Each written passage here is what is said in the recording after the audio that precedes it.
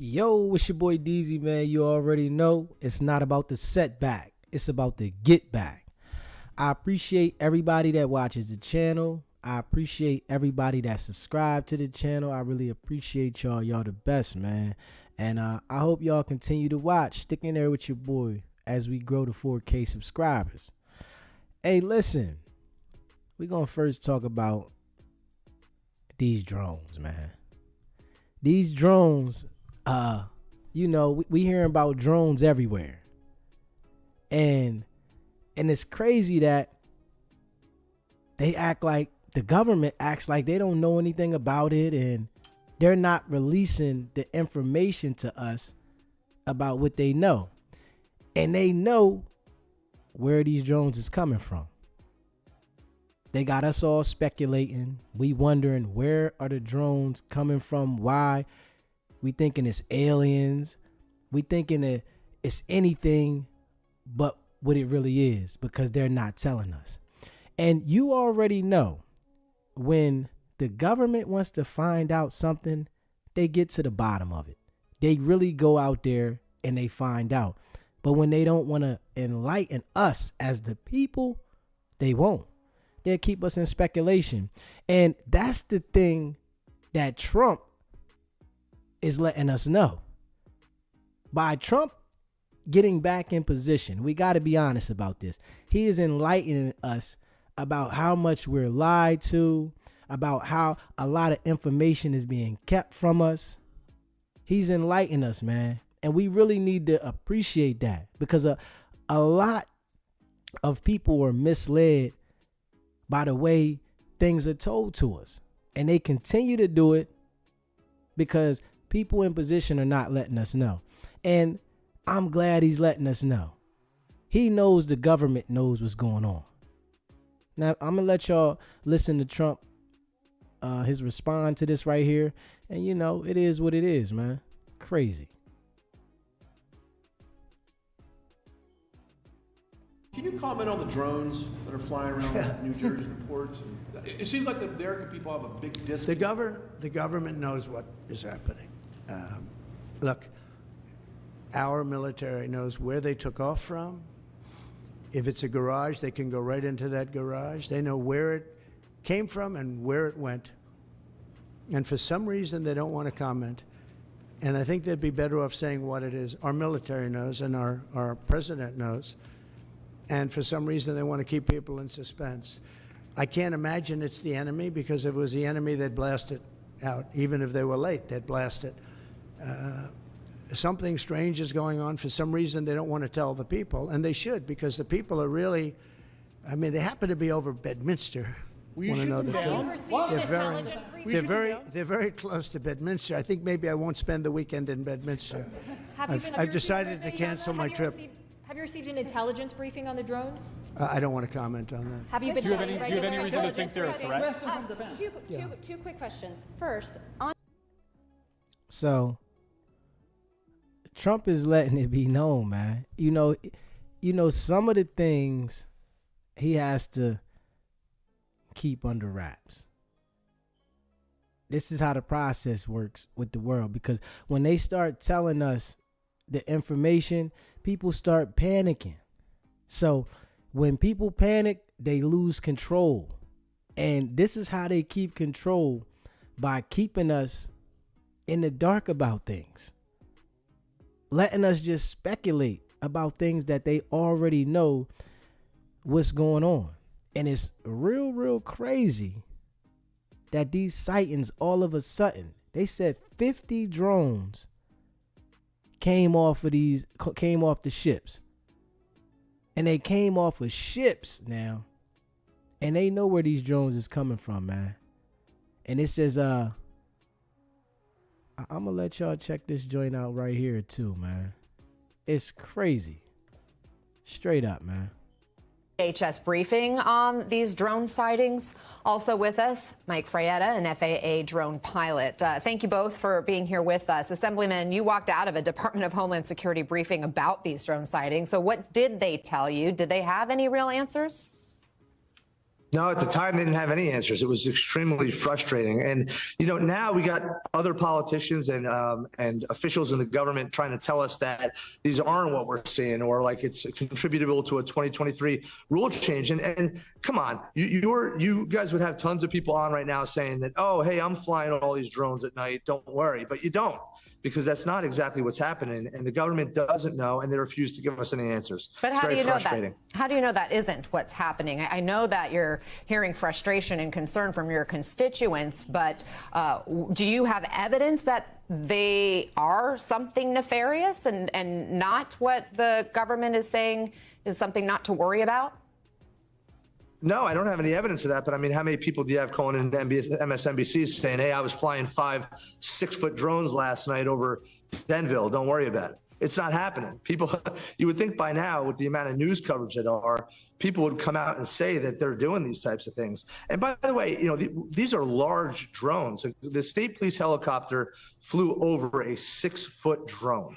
I mean, this is crazy stuff. This is not, you know, very easily available stuff. This isn't off-the-shelf stuff that you buy at Best Buy. I mean, these are legitimate aircraft. It's very, very concerning. And, you know, just reported today, there was an airport in Ohio that had to shut down, an airport up in Nuremberg that had to shut down for a period of time because the drones in their airspace. I mean, this is legitimate stuff that's happening, and they're not really giving it enough attention. We don't have enough answers. You're right about that. Mike, you heard Senator Chuck Schumer in Maya's piece talk about how you shouldn't have to shake an 8-ball to get answers. So again, it's not just Republicans or Democrats. We're hearing it from local, state, law enforcement, as well as public officials. And because we don't have definitive answers, people are jumping to conclusions, sometimes inaccurately. I mean, we've already seen some claims debunked, like these. If you see here, these are some posts claiming to spot drones. It turned out that these were regularly scheduled aircraft flying at night. So why do you think it's reached this level of rumor, of concern? Are you surprised it's gotten to this point? A little surprised. I mean, it's important to think of a friend or foe of what is in the sky, right? We do drone vulnerability risk assessments for banks and companies, and we look at, like, what's up there. And most of these reports, it's kind of skyception. You know how the moon looks a little bigger at the horizon? People think these units are bigger than they are. And now, the trolls have taken to the skies. The internet is imitating life. Life imitates the internet. Now people are coordinating. They're flying Chinese lanterns and putting drones into them for effect. So now we don't even know, just like you don't know what comments are real and who they're coming from, people are coordinating on group chats of doing different types of drone shows to kind of mess with the public a little bit. So there's also that as well. Do you think there is a lack of transparency, though, from officials, or is it complicated to get the answers everybody's seeking? Well, there's no group chat for officials, right? So say maybe it's a small team who's surveying for, hey, there's a missing nuclear warhead that we need to scan for, do some thermal. We don't want to tip our hat to the public and let them know that that's what it is. Or it's a military aircraft that we're going to be using in Ukraine or Gaza. And we don't want to tip we'll put American lives at risk if we share what that is. So I think it's a small team who's not really communicating, and nor should they be communicating with everybody. As politicians and everybody else kind of likes to say, hey, let's shoot them out of the sky, they're kind of looking for attention and clickbait themselves, right? So there's not really a necessity to share with everyone if they're doing something that's for national security or it's going to risk American lives. Assemblyman Bergen, there has been some calls for officials to start shooting down these drones. What do you think needs to happen? No, well, first of all, I was an attack helicopter pilot in the Army, and I've been in combat. I've seen bullets fly through the air. You shouldn't be shooting anything out of the sky over New Jersey, I could tell you that much. But what we should be doing is following one of these things to where they came from. And, you know, Mike's not wrong. As time goes on, more aircraft are up there. Personal drones are up there looking for these things. There's more aircraft flying in the sky, helicopters at night, other planes. There's a lot more activity over New Jersey right now. And this is a byproduct of our government not acting fast enough. This has been going on for too long. They should have found these things, followed them, and figured out what's going on. I mean, let's just be honest. There was a New Jersey State Police helicopter hovering above what the state police said was a 6-foot drone, and they let the thing go. Instead of following it to where it went, figuring this out, ending this 2 weeks ago, here we are. And are a lot of people seeing planes and helicopters and stuff? Of course. There's lots of that in the sky, and it is confusing to the average person. But that's not to discount the fact that there are drones up there. It is a big concern. I've seen them with my own eyes. I know what a drone looks like versus a plane or a helicopter, and it is a real reality here in New Jersey. Mike, your thoughts on the idea of just shooting down people starting to fire at Do these not drones? shoot them down, please do not. These are, it's a federal offense, right, to shoot aircraft out of the sky, and it's also personal property. And this is where we really need to start thinking about our own water supply, our electrical grids, things. We're seeing burglaries all over. They're using drones to case out houses, and then during the robbery, following them, see if the police are coming. So they are threats in the sky, and there's no clear jurisdiction over who has that. Let's say, it's over a stadium. Is it the stadium? Is it the local police? Is it federal police? Is it FAA? We don't have this at all. And this is something that we need to look at immediately as a threat. I don't think these are a threat at all, what's happening. But long term, this is something that we really need to prepare for as there's more drones in the sky. Because guess what? Amazon's delivering in Phoenix right now. Walmart's delivering in Arkansas. We love getting our stuff. We need pills fast. We need defibrillators fast. There's so many great uses of drones that we're all going to love. So get ready, because it's going to become white noise in the sky. So when you talk about regulation, though, we heard from Secretary Mayorkas that there had been some kind of a policy change now allowing drones to fly at night. Given what is going on, should that be rolled back, or are there other regulations that you think could help kind of sort all this out? I don't know if you're going to be able to stop it, right? Because I don't believe in regulation's going to stop it. If you want to 3D print a drone, put some AI into it, and fly it at night, no one's going to be able to detect it or stop it, right? So you can try to play whack-a-mole with these regulations, but ultimately, again, it's going to prevail where we're seeing all these cool uses that we want these drones in our lives, that we're going to say, hey, that 100 to 400, that drone zone where we're going to see them flying by all day and all night, delivering our stuff and doing things for us, that you want to start regulating. Now you're regulating invasion. So what do you tell people then who are looking up and they're like, is that a drone? Is that an aircraft? Is there an easy way to tell a difference? I mean, 99% of the time that I've seen credible people with large followings sharing blatant pictures of airplanes and saying it's a drone, right? There is things like the sky scanners or Flight 24s where you can kind of see what's in the sky if it's federally regulated right now. So if there's red and green lights, an alien's probably not going to follow FAA rules when they're coming to visit us, or Iranian motherships, right? So it's also think about that skyception too, right? It looks bigger when it's closer, and so I think people really need to think about that. It's most likely an aircraft. Well, I really appreciate the conversation, both of you. Thank you so much. New Jersey Assemblyman Brian Bergen and Mike Fraietta agreed that it is an issue we all want to get to the bottom of. Thanks so much. Yeah, I agree. That is an issue that we want to see what's going on. But I really think the government already knows what's going on. They already know where the drones are coming from. And obviously, they can't be that much of a threat because they're not stopping it. And this is in the air now. You already know that air is regulated. The air is regulated. They are on anything going through the air that shouldn't be there. And they're going to stop anything that's traveling through the air that shouldn't be there. But it's something that they're trying to, I guess, test out. This is my opinion. They're trying to test something out because, like the guy was saying, they're going to be shipping a lot of things through these drones. This is going to be the new wave of transporting things through these drones. And it's coming. You know that they have to do these tests to see how things are going to go before they start using it. So I'm thinking these are the test runs. These are test runs, and they're doing them, I guess, in New Jersey. And they're going to be doing them all over the world to try to see how they need to go about delivering with these drones. And we don't know if, some of these outside countries are going to be doing some negative things with the drone, because, they pay attention to what we do here, and that's how they are able to manipulate and involve themselves in the things that go on in America through what we do. And Trump spoke out about it, man. Trump spoke out. He said, man, they know what's going on. They know why they're here. 2025 it's gonna be a whole different wave. I really think so, man. I really think so. Let me see here. Hold up. Yeah, I really think it's gonna be a whole different wave. 2025. Let me see. Hold up. We watching this though. Let me see. Yeah, we watching this though.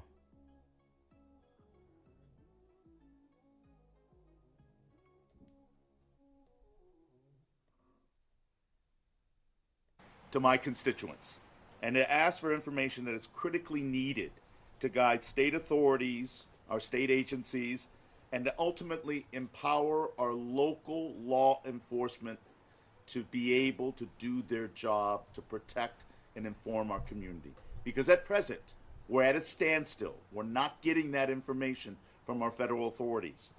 So it's very unsettling to public safety and security and our peace of mind during the holiday season. So urgently, at present, what we have is a lack of information at all levels of government to the public. It's unacceptable. The fact that we had a sighting last Thursday and that weeks have gone by in New York and New Jersey, that we have not gotten an explanation as to who and what these drones are. It really is a breakdown of transparency, trusted communications, and answers. There are two possible theories, none of which are good in my mind, is the fact that our government truly do not know what these drones are up there for. They know. That is alarming. They know. But the other possibility is the fact that the government does know. They know. And is not sharing transparency and facts with the community. So That's I'm what it repeating is. again. For me as a state senator, I'm here to ask for facts and answers on behalf of my constituents and to help our state agencies to be able to inform and empower our local law enforcement to do their job, that is to protect and inform the public. And right now, we're not having that. So it's really, really a necessary need for me today to raise that concern. It's been far, far too long. And I want to acknowledge my federal representatives, particularly Senator Blumenthal and Representative Hines, for their efforts on behalf of our community. They have asked the same question as well, and they seem to be getting the same kind of reassurances without facts. But I want to commend them for making that effort on our community's behalf. But I also wanted to add that what I've heard in news releases is the fact that the federal government could possibly be sending drone detection technology to New York and New Jersey. And if that is indeed the case, Connecticut needs to be part of that answer. So for me, we need to be proactive, not reactive. And that requires full transparency, accountability, and an honest conversation to ensure our public safety. People. Man, the government is going to do what they want to do. They not going to enlighten who they don't want to enlighten. And I think these states and, these governors and senators, they really think that the position they have, that they're entitled for the government to let them know. And we already see that the government does what they want to do. They enlighten what they want to enlighten. If they don't want to tell you, they don't want to tell you. What you going to do to the government? Nothing. And Trump knows this, man. Trump already knows, and he said it. They know what's going on. They just not telling everybody right now, because whatever they doing, it might be them doing a study. They might be testing, which we don't know. I'm just speculating. But whatever is going on, the government knows. They not letting nothing fly through the air in the United States, and they not on it. And especially for this to continue to go on, you know? And it's crazy that they don't let us know, but they know. And we just got to go with the flow. We just got to accept this shit.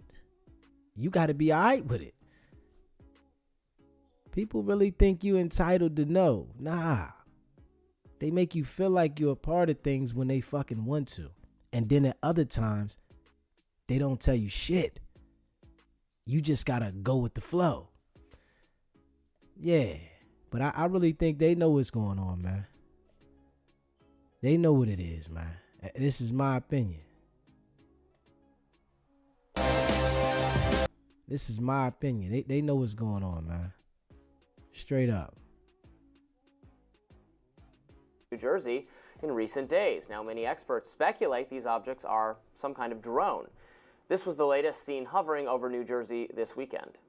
You know, when things like this are happening, it seems everyone starts to look up, like my crew and I have been here in Mendham recording this video that you're looking at right now. We have no idea what it is, if it's a natural phenomenon, because it could be, but this is why so many municipalities are now asking people to reach out and send their videos to them or to experts who might be able to sort out what they're seeing in the skies. But I guarantee there are so many people looking up and making those recordings because this mystery is one that needs to be solved. The government has been attempting to provide Americans with a sense of security. The FBI said in a statement last week that they have, quote, no evidence at this time that the reported drone sightings pose a national security or public safety threat or have a foreign nexus. And Homeland Security Secretary Alejandro Mayorkas posted on X, there's no question that drones have been sighted. It's also true that many reported sightings have turned out to be piloted aircraft. The technology we have deployed to New Jersey has confirmed this. But lawmakers are pushing for answers. Here was Illinois Democratic Congressman Raja Krishnamurthy on Fox News on Sunday. Do you have any information about these drones that are flying over the United States right now? Is this China surveillance? I don't know. But what I do know is that I think that the administration needs to be more forthcoming with information that they have. If they believe that some of these lights in the sky are civilian aircraft, then show us. Secondly, I'm getting a classified briefing along with my fellow Republicans and Democrats as to the nature of these drones. And so we need as much information as possible. And New York Senator Chuck Schumer wrote on X, I'm pushing for answers amid these drone sightings. I'm calling for Secretary Mayorkas to deploy special drone detection technology across New York and New Jersey. And I'm working to pass a bill in the Senate to give local law enforcement more tools for drone detection. New York Governor Kathy Hochul chimed in response to my calls for additional resources, our federal partners are sending a drone detection system to New York. I am grateful for the support, but we need more. Congress must pass a law that will give us the power to deal directly with these drones. Meanwhile, here is what Chief Executive Officer of Saxon Aerospace, John Ferguson, had to say. That is a very serious deal, and everyone knows that the United States government, this administration, is pushing to get into a war with Russia. We all know that. We all feel it. We all see it. Okay?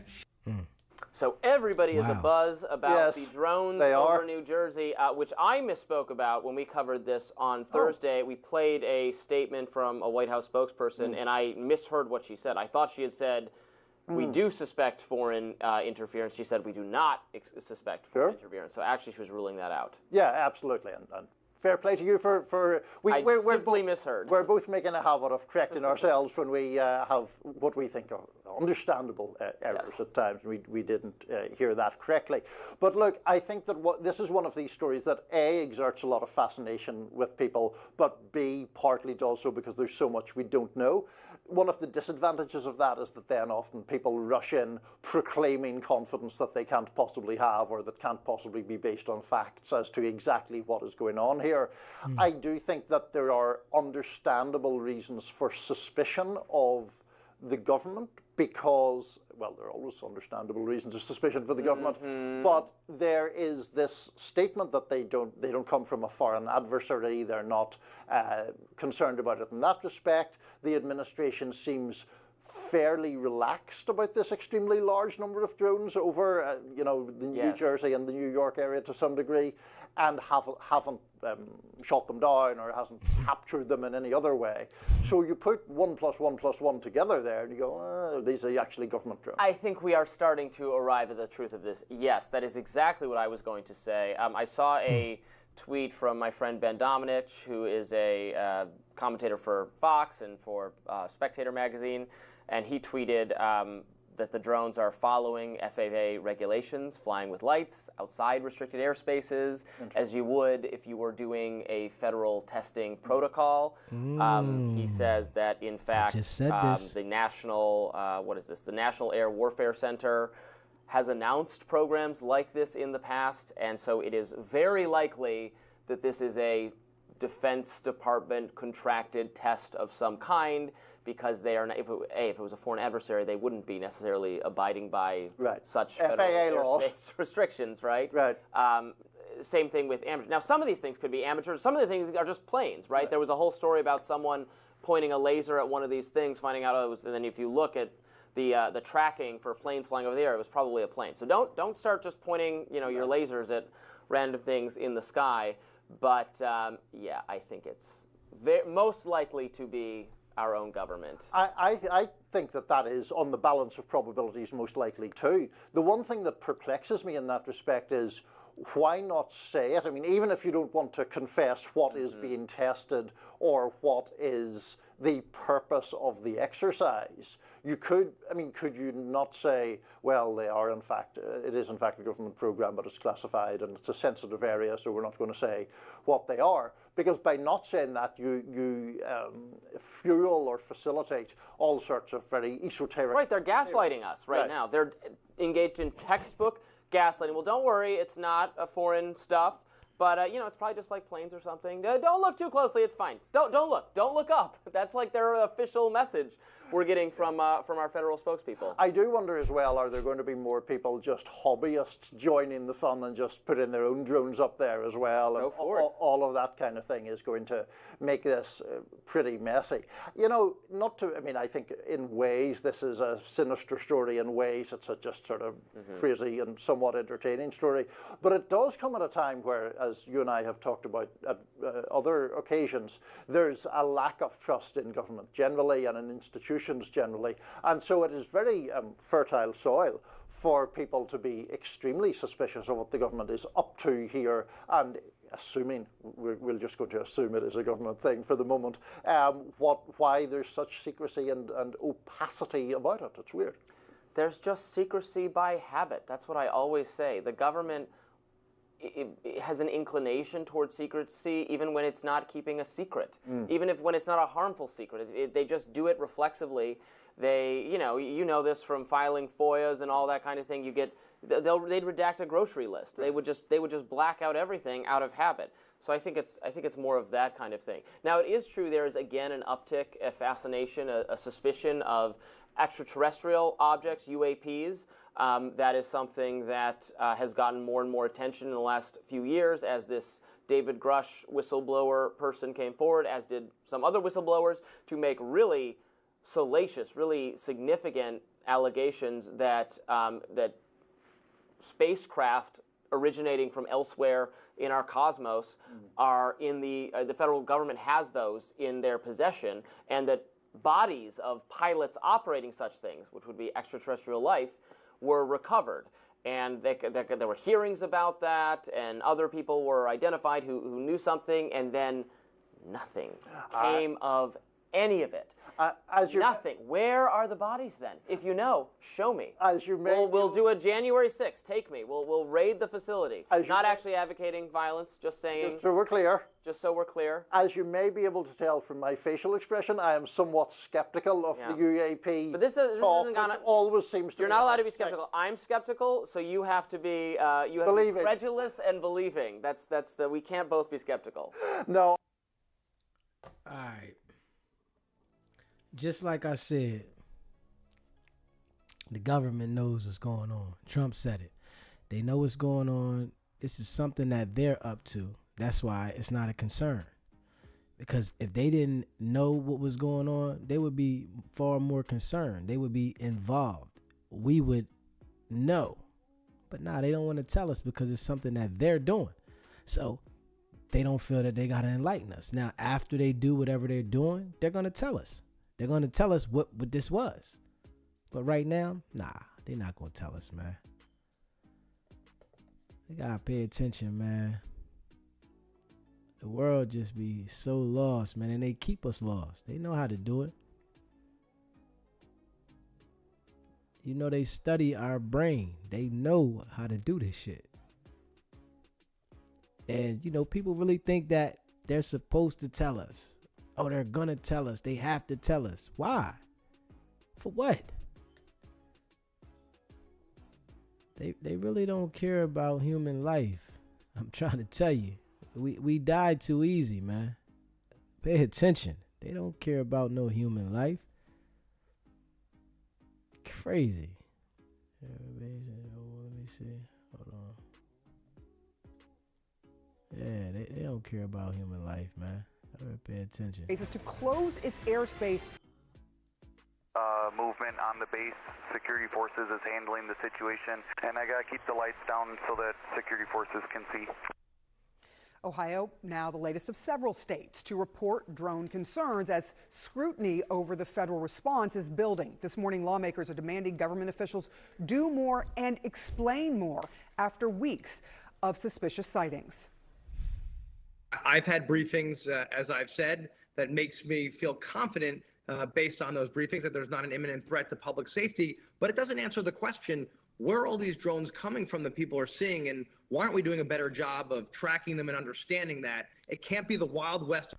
And the government is organizing this. So it's nothing we can do. The government runs the country. There's nothing we can do about it. No matter what all these governors and senators say, they can't do nothing about what the government is doing. And whatever experiment they're doing is for a reason. And you see now they're saying that it's more states that they're seeing these drones over. Do you think that the government would allow aircrafts to run across the entire United States and get multiple states now? Now it's more states that they're being spotted in. You think the government would allow something like that? Hell no. Hell no. You get around messing up in that air over here, it's going to be trouble. Man, we really got to pay attention, man. But they're not going to tell us until whatever mission they're on is complete. Then they might only tell us a little bit. They're not even going to reveal a lot. And for Trump to say that he wasn't going to speak on some things, that's because he knows. He's right there. We got to pay attention, man. They keep us blind and lost. Of drones out there in Jersey or anywhere else. We got to get to the bottom of this, and people deserve answers. And ahead, we'll speak to more lawmakers who are They don't concerned. care about Seaman that. Sunland Serfati is in Washington. Sunland, what more is the administration planning to do? There are a lot of concerns that have turned to frustration and anger, frankly. That's absolutely right, Sarah. Concern is growing and pressure certainly is increasing on the administration to be more transparent and clear in how they're handling this and distribute the information that they know. This incident at the Air Force Base over the weekend at Wright-Patterson, right outside Dayton, Ohio, really increasing the alarm. The fact that that airspace was closed for 4 hours. This is, as you noted, a very critical airspace. Air Force Center hosts the Air Force Research Lab, the National Air and Space Intelligence Center. So certainly concerning that a drone would be flying in that airspace overhead. And it comes as these drone sightings are only increasing, now extending beyond New York and New Jersey, but other places, especially in the Northeast. So that only increasing the alarm here. And we have seen a recalibration of sorts from the administration over the weekend, really leaning into this message that they are on it, despite, as you noted, some frustration from lawmakers demanding more answers. But we heard from the Secretary of Homeland Security over the weekend saying that he is not aware of any direct national security concerns and trying again to tell the public that the administration is on it. Here's what the Secretary had to say. There's no question that people are seeing drones, and I want to assure the American public that we in the federal government have deployed additional resources, personnel, technology to assist the New Jersey State Police in addressing the drone sightings. So the administration, they're really trying to express that they're increasing some resources to take care of this issue and learn more about this issue. Meantime, Republican Mike Waltz of Florida, President-elect Donald Trump's incoming national security advisor, really taking issue with where exactly these drone sightings are happening, specifically over military sites and restricted airspaces. Here's what he had to say. I think what the drone issue points out are kind of gaps in our agencies, gaps in our authorities. Between the Department of Homeland Security, local law enforcement, the Defense Department. It's pointing to gaps in our capabilities and our ability to clamp down on what's going on here. And we need to get to the bottom of it. And I think the Biden administration is working to do that.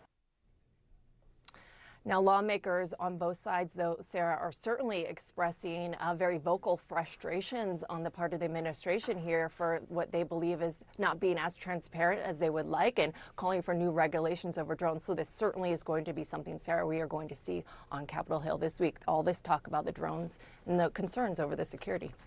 Senator Sarfati, thank you so much for that good reporting. Appreciate it. Kate? Also this morning, 2 men are in custody after police say a drone came dangerously close, is how they describe it, to Boston's Logan International Airport, and a third person is now believed to be on the run. CNN's Gloria Pezmino has more.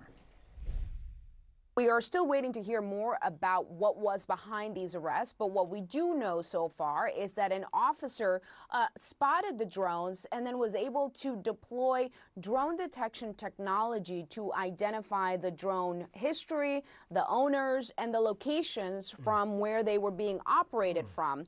That led the police department. Now, I have to say something to that. She said they have drone deployment technology to see exactly where the drone came from and where it's operating from. So if all these drones is all over these different states right now, right? They know where they're coming from. So when people that have drones and they want to let them up at this time, they know where they're coming from. The ones that are no concern are the ones that are coming from the government. But the ones that they don't know, they run down on the people.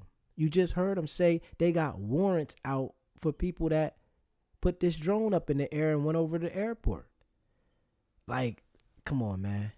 And it's going to be some people, right, that try to let their drones up at this time when they know all these things is going on, and the government is going to be able to pinpoint those people. So the ones that are flying right now, the government knows. The ones that are not supposed to be up there, they shutting them down. And come on, man. Come on, man. We got to wake up, people. To Boston Harbor Island. This is a largely uninhabited part of Boston. And once police arrived there, they were able to arrest 2 people. They initially tried to flee on foot, but they were eventually captured. One of them had a drone in their backpack, and another is believed to have fled using a small vessel, a third person who the police are still looking for.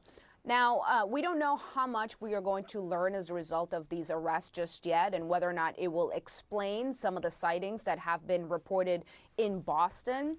But the fact that the police department was able to use technology is certainly something that a lot of law enforcement officials and representatives across many of these different communities are talking about. Here in New York, Governor Kathy Hochul also telling us that the state is receiving some additional resources from the federal government after some drone sightings resulted in an airfield having to be shut down over this past weekend because of drone sightings over airspace at a local airport. Now, Governor Kathy Hochul issued a statement on Sunday saying, in part, in response to my calls for additional resources, our federal partners are deploying a state-of-the-art drone detection system to New York State. This system will support state and federal law enforcement in their investigation.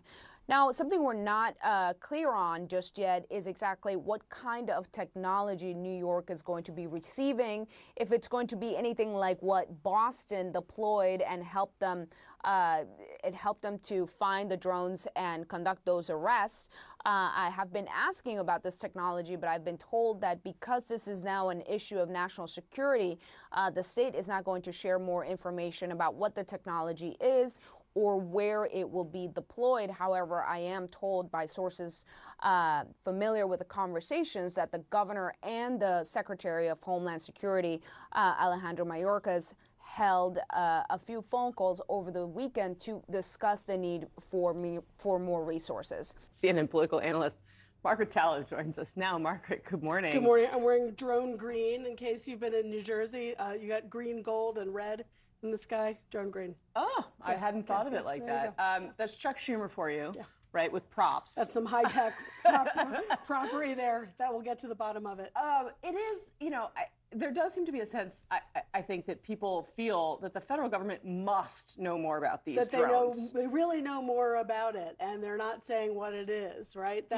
That's one of the threads here.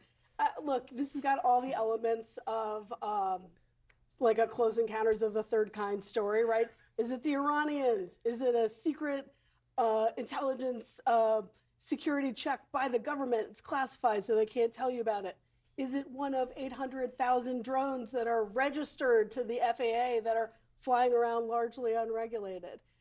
So the bottom line is there's been no definitive, decisive explanation about this yet. There is a bunch of legislation that either regulates it or would expand authorities for different parts of the federal government to regulate or to deal with the mitigation of drones. And this is all coming to a head at the end of one administration before another takes over. So you've got Joe Rogan saying now he's really worried, and Donald Trump, President-elect Trump, saying shoot him down. And all of these sort of theatrics are, they're getting the public ramped up, but they still don't really address the question of what's going on here. Right. And so speaking of shooting down, Mayorkas, the Homeland Secretary, was asked about this as well. Let's listen to what he said about the prospect of shooting down these drones. I think there are more than 8,000 drones flown every day in the United States. With respect to the ability to incapacitate those drones, we are limited in our authorities. We have certain agencies within the Department of Homeland Security that can do that and outside our department. But we need those authorities expanded as well. So basically he says, we can't do that. I think it's even a more complicated explanation than that, right? There's the Pentagon, and the Pentagon does have the ability to deal with drones that are over military base space. So if there's a drone that's flying over military space and it's not supposed to be there, the military has the ability to do something about that. But once you get outside the space of a military base, the U.S. military can't just go around doing operations in the United States, okay?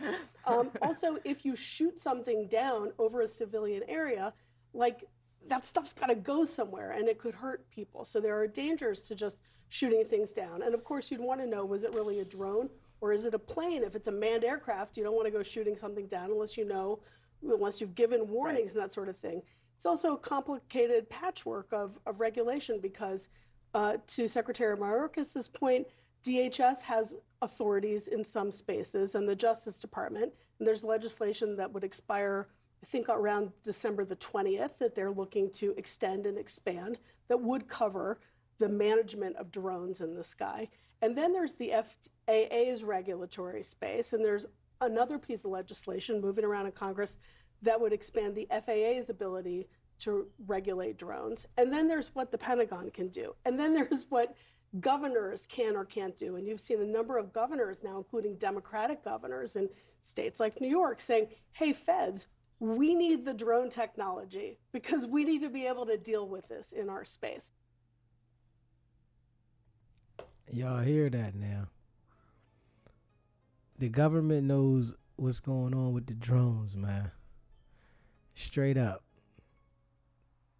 They know what's going on. And anybody that tries to put their drone up there at this time, they're going to be on them. They know how to track these drones back to where they came from. They know how to track them to the operator. Straight up. They know what's going on. The government knows why the drones are being in the air. They're just not telling us. This is not something they want to share with us right now. Later, they'll give us a piece of something. They're not going to tell the whole story. We already know that. Some information will not be revealed, and some information will be revealed. This is the game. The government does the things they want to do it the way they want to do it. You know? But trust and believe, if it's something up there that shouldn't be up there, they're going to be on it. They're going to get to it. And from what we're seeing, it's something that they have in mind. You know? Yeah, it's something that they got in mind, man. Let me see. And they've been talking about these drones for a couple weeks now. Now you think about that. They've been talking about these drones for like 2 weeks at least, being real heavy, flying over these different states and by military base. They know where they're coming from. And anybody that puts a drone in the air right now, they're going to be able to detect. You know, they're looking for 2 people now. Let me see where them 2 people. Let me see if I can find that, man. Yeah, hold up. Let me see if I can find that. Drone near airport aiming lack of answers. Let me see. Hold up. See, now, what I want to say, right? The people that flew their drones and they wasn't supposed to, they on them. They looking for them, locking them up. But the people that, the government, let me say, the government drones are the ones that we're speculating about. Whatever the government has going on, whatever they're trying to study, whatever they're into, those are the drones we're concerned about. They're just not telling us. But you go ahead and put your drone in the air right now, and you know it ain't supposed to be up there. They'll be at your damn door. Straight up. And this is big, big, big, big facts. No cap shit. The Hochul. It's crazy. Following the uptick in reported drone sightings in the Northeast, there are still a lot of unanswered questions. But Homeland Security Secretary Alejandro Mayorkas is looking to assure the public that there is no known public safety threat and that his team is closely monitoring any developments. He also says the agency is in close coordination with state and local authorities. During his most recent comments about the drone sightings during an interview with ABC that aired earlier today, he said that the federal government has deployed additional personnel, resources, and technology to help New Jersey State Police address the drone sightings. Now, while Mayorkas has said that there's no question people are seeing drones, he has also said that the technology has confirmed that at least some of those drone sightings are actually small manned aircraft. He is calling on Congress to act to help them address future situations, asking them to extend and expand the government's authorities when it comes to drones.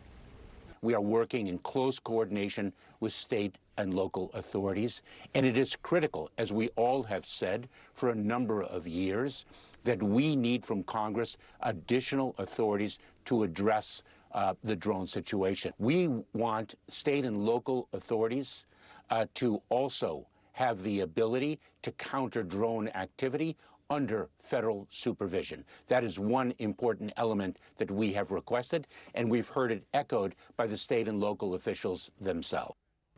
Mayorkas was asked about President-elect Donald Trump's social media posts suggesting that the government could shoot down the drones. In response to that, Mayorkas said that there are some agencies within the Department of Homeland Security and outside of the department that could do that, but that they need those authorities expanded as well.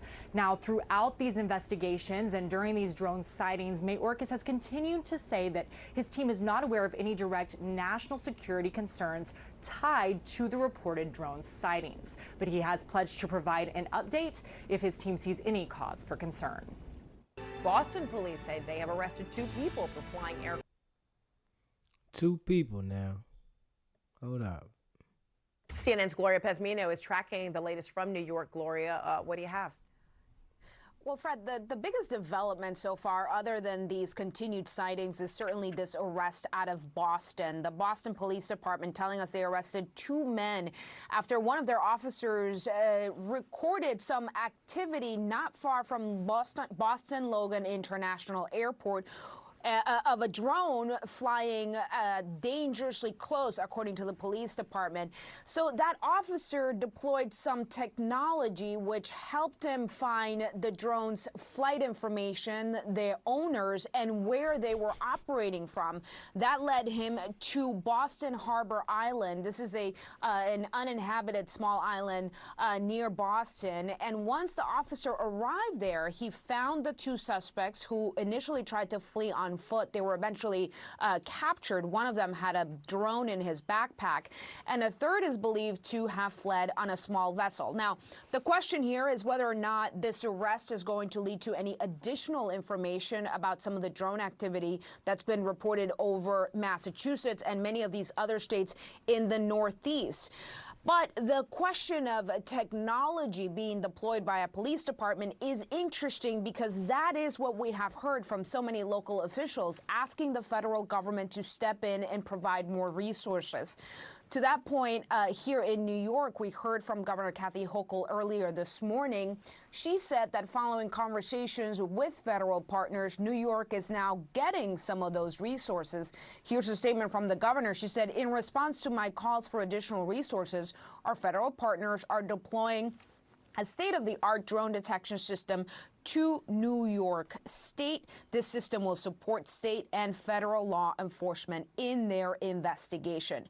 Now, my sources here in New York tell me the governor and Department of Homeland Secretary Alejandro Mayorkas spoke twice on Saturday regarding these incidents. We have not learned anything else about what kind of technology this is specifically. I was told that because it is a matter of national security, they cannot share more about what these technology or how they work.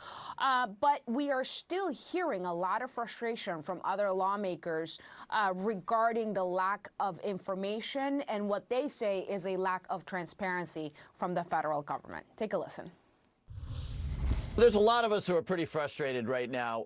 You know, the answer we don't know is not a good enough answer. When people are anxious, when they're nervous, and this has been true, you know, since we've been a species on this planet, people will fill a vacuum with, you know, their fears and anxieties and conspiracy theories. And, oh, my God, there's an Iranian mothership hovering off the coast of Asbury Park, or it's the Russians, or it's the Chinese. The administration has repeatedly assured people that they are safe. However, one, we need a briefing for the members of the Senate to figure out what's going on here. Two, we need more transparency.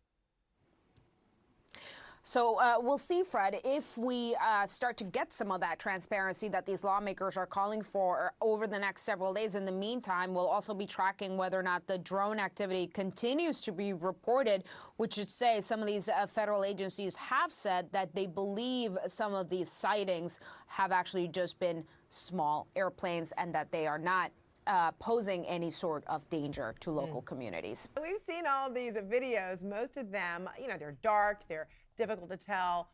In some cases, what we're actually seeing. What do you examine when you see these videos that have been posted and people are curious about them? Is it easy to tell manned aircraft versus drone?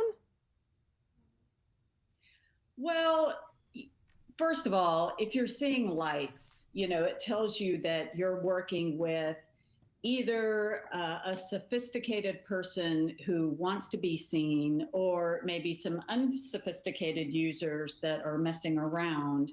But if you're seeing lights, it means that it's very likely not a foreign threat. They would be dark, meaning you would not be able to see them. Okay. Correct. Okay, so all right, so then in some of these reports, from people, whether they're recording this stuff on their phone or otherwise. Sometimes they're describing that they're seeing things that are as big as a car or bus, in the air. Commercial drones versus military drones, are they ever that kind of size, or are those likely manned aircraft? Well, it's possible. I personally have worked on military drones the size of regular helicopters. So it's possible. But I think one of the things that you've seen a lot are people who talk about the rotating lights. That is another dead giveaway. If it's a rotating light, it is a manned aircraft, because you don't find those lights on drones. And it's also, human perception is we're all blind at night. And so lights can give you the appearance that something is much bigger, mostly because it may be further away. So I don't think that, while it's possible, and certainly Picatinny is near there, I think that, unfortunately, it's not going to be, people don't want to hear this, but probably a significant number are manned aircraft, although I do think that they are legitimately seeing drones. Okay. And then there are different kinds of drones, right? Commercial versus private and military, as you mentioned. And is it the case that most drones are flying within the operator's visual line of sight and within a range of, say, maybe 1 to 2 miles? Yes, for the most part. I mean, this goes back to those unsophisticated actors that we were talking about. I've done a ton of work on drones being used to drop contraband into prisons. And typically these unsophisticated actors, they need the lights to be able to figure out what they're doing. And they're almost always about a mile away from the aircraft. And it's also possible, I think people forget, look, Donald Trump loves robots. He had those Spot robots down in Florida. And it's very possible that his security people are also trying to use drones that maybe coordinate with Spot, the robot dog, or trying to figure out a perimeter access. It's very possible that these unsophisticated actors are also trying to figure out what's happening at the golf course there. So, there could be military operations. There could be people trying to use this at the golf course there. There could be people trying to stress test. But from all of my experience working with the prisons in America, I'm pretty darn sure that if it's somebody doing something bad, these are very unsophisticated actors. And do you have the confidence in the FAA or even Homeland Security that if this were a danger, posing a national threat, that they would be able to detect that in any and all of these objects that are in the air and convey that to the American public? I think if this were a legitimate threat, we would be seeing different kinds of action. It's actually not difficult to track these. You do have to have some equipment to do radio frequency tracking. But because of the requirement for the operator to be so close, once you get one of these devices out there that can detect the strength of the signal and it shows you the direction of the signal, it's actually pretty easy to run these people down. I think that one of the things that we're seeing now that you're starting to see kind of reports explode everywhere, you remember, I work a lot with unsophisticated actors. They are feeding off of these newscasts. I have been not wanting to do these interviews because I don't want to keep making the problem worse. But most of the sophisticated actors I know are out there. Every time they see a news report, then they go out. They go to Boston, they go to North Carolina, Washington, D.C., because now they're just feeding into the dystopia that's being created out of this. Yeah. And one way of looking at it is maybe perhaps you're helping to set the record straight. Yes, that's why. And I also want to tell people, if you're really worried that a drone is nearby at night doing something that it shouldn't, shine a bright light right at it. Because if you'll shine a bright light right at it, it cannot see anything. Let's talk to an expert about this. Former FBI counter-drone chief Rob D'Amico joining us now. Rob, that was a good one. If you see a drone in your area, shine a bright light at it because they can't see nothing. And she's letting us know that this is the government, man. They can detect anybody that's not with the government, and then they'll be at your door. But this is the government that are running these drones, man. Pay attention. Thanks so much for being here. I first just want to get your thoughts on kind of this.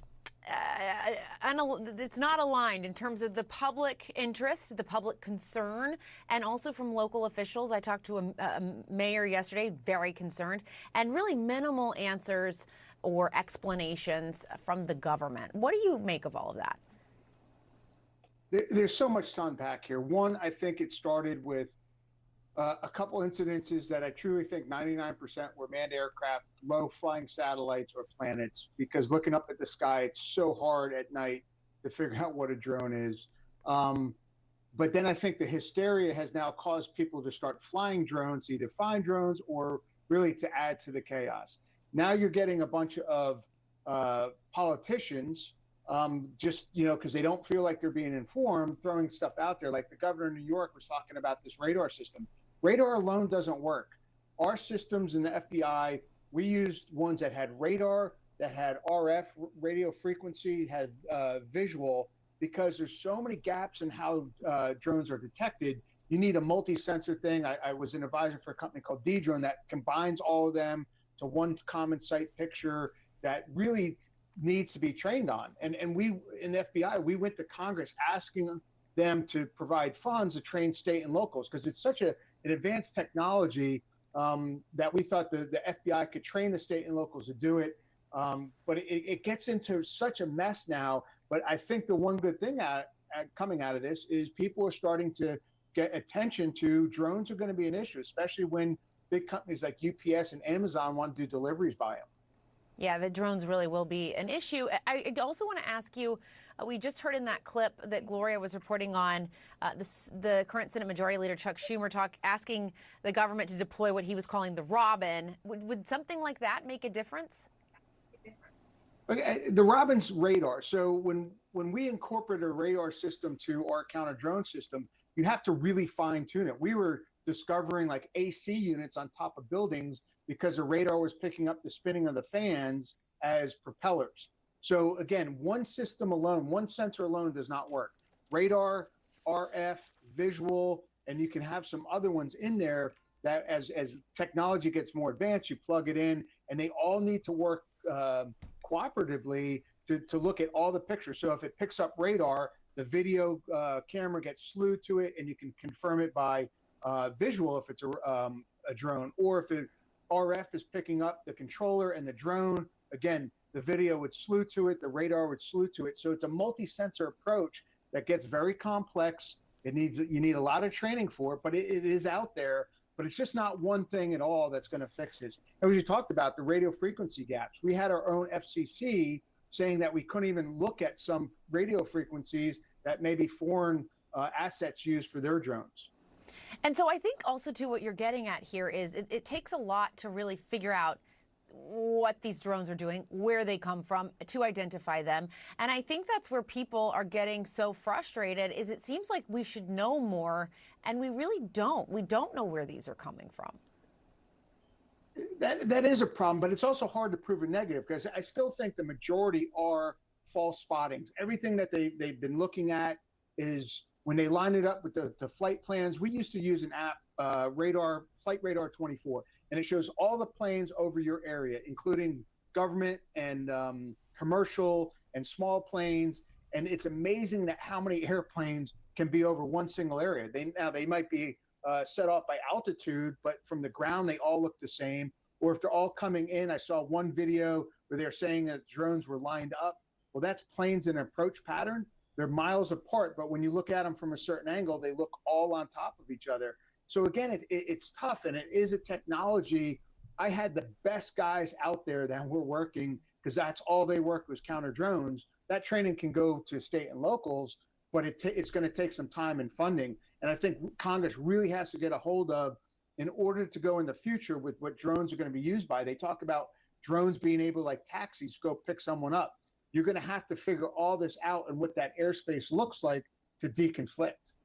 Yeah, and it sounds like what you're saying is, regardless of what the outcome is here, we're not properly prepared for the future with drones, that we need, that you think that more should be done, more funding, more training, all of these things?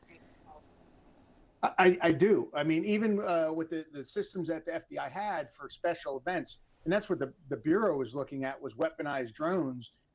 There were still gaps in that technology. I'm not going to go into them. I don't want to give that away, but there's still gaps in there that you have to account for. And you have to have a layered defense. You have to have multi-layers sensors, and you have to have multi-layer mitigation systems to be able to control all those drones that may provide a threat to something.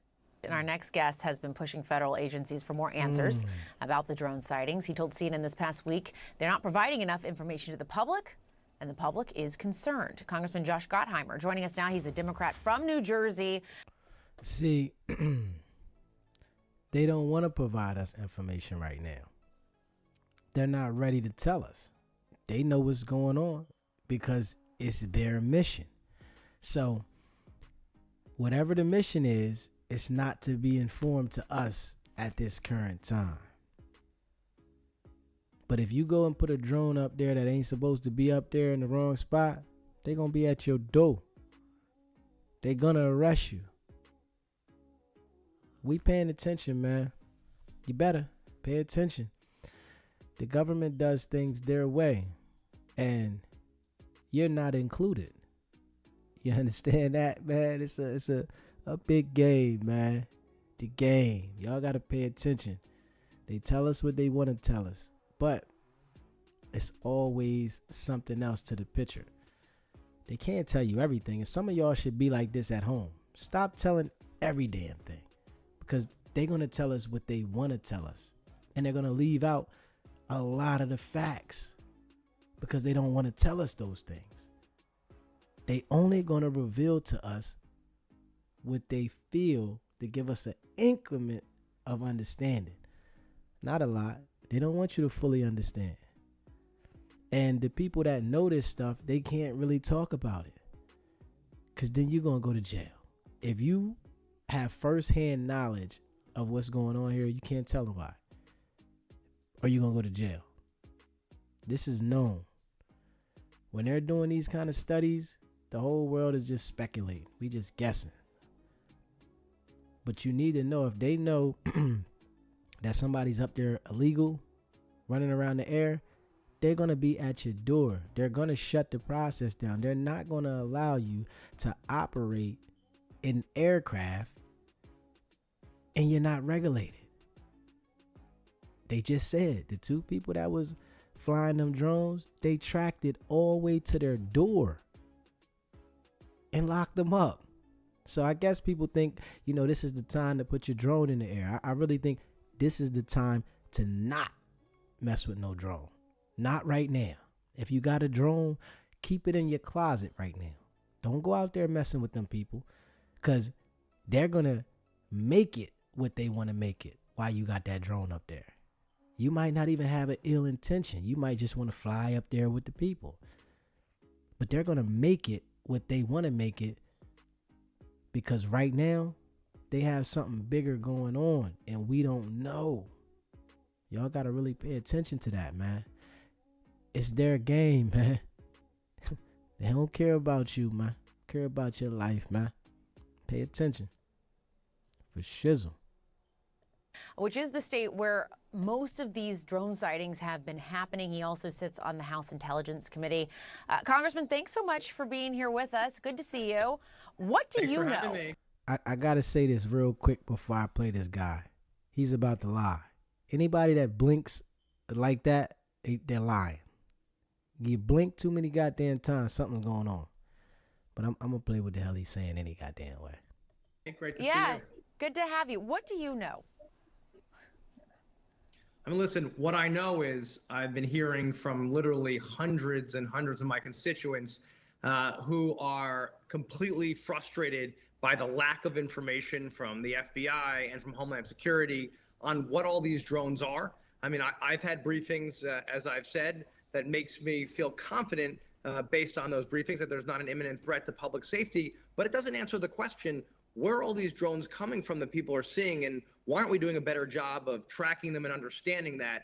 And most importantly, why isn't the FBI coming clean with the public instead of, as you know, first telling them that they're seeing things, which I think is insulting and ridiculous. And I was glad that the head of Homeland Security came out today, the secretary, and said that people are seeing drones, because I'm hearing from law enforcement, from folks, that they're seeing these drones. So the question is, are these new drones? Are they people putting up the recreational drones? Given the size that I'm hearing about of the size of these drones, I think these things are beyond recreational, if it's true what people are saying to me about what they're seeing with their own eyes. So I'm in the business of actually listening to people instead of trying to insult them and claim that this is not happening.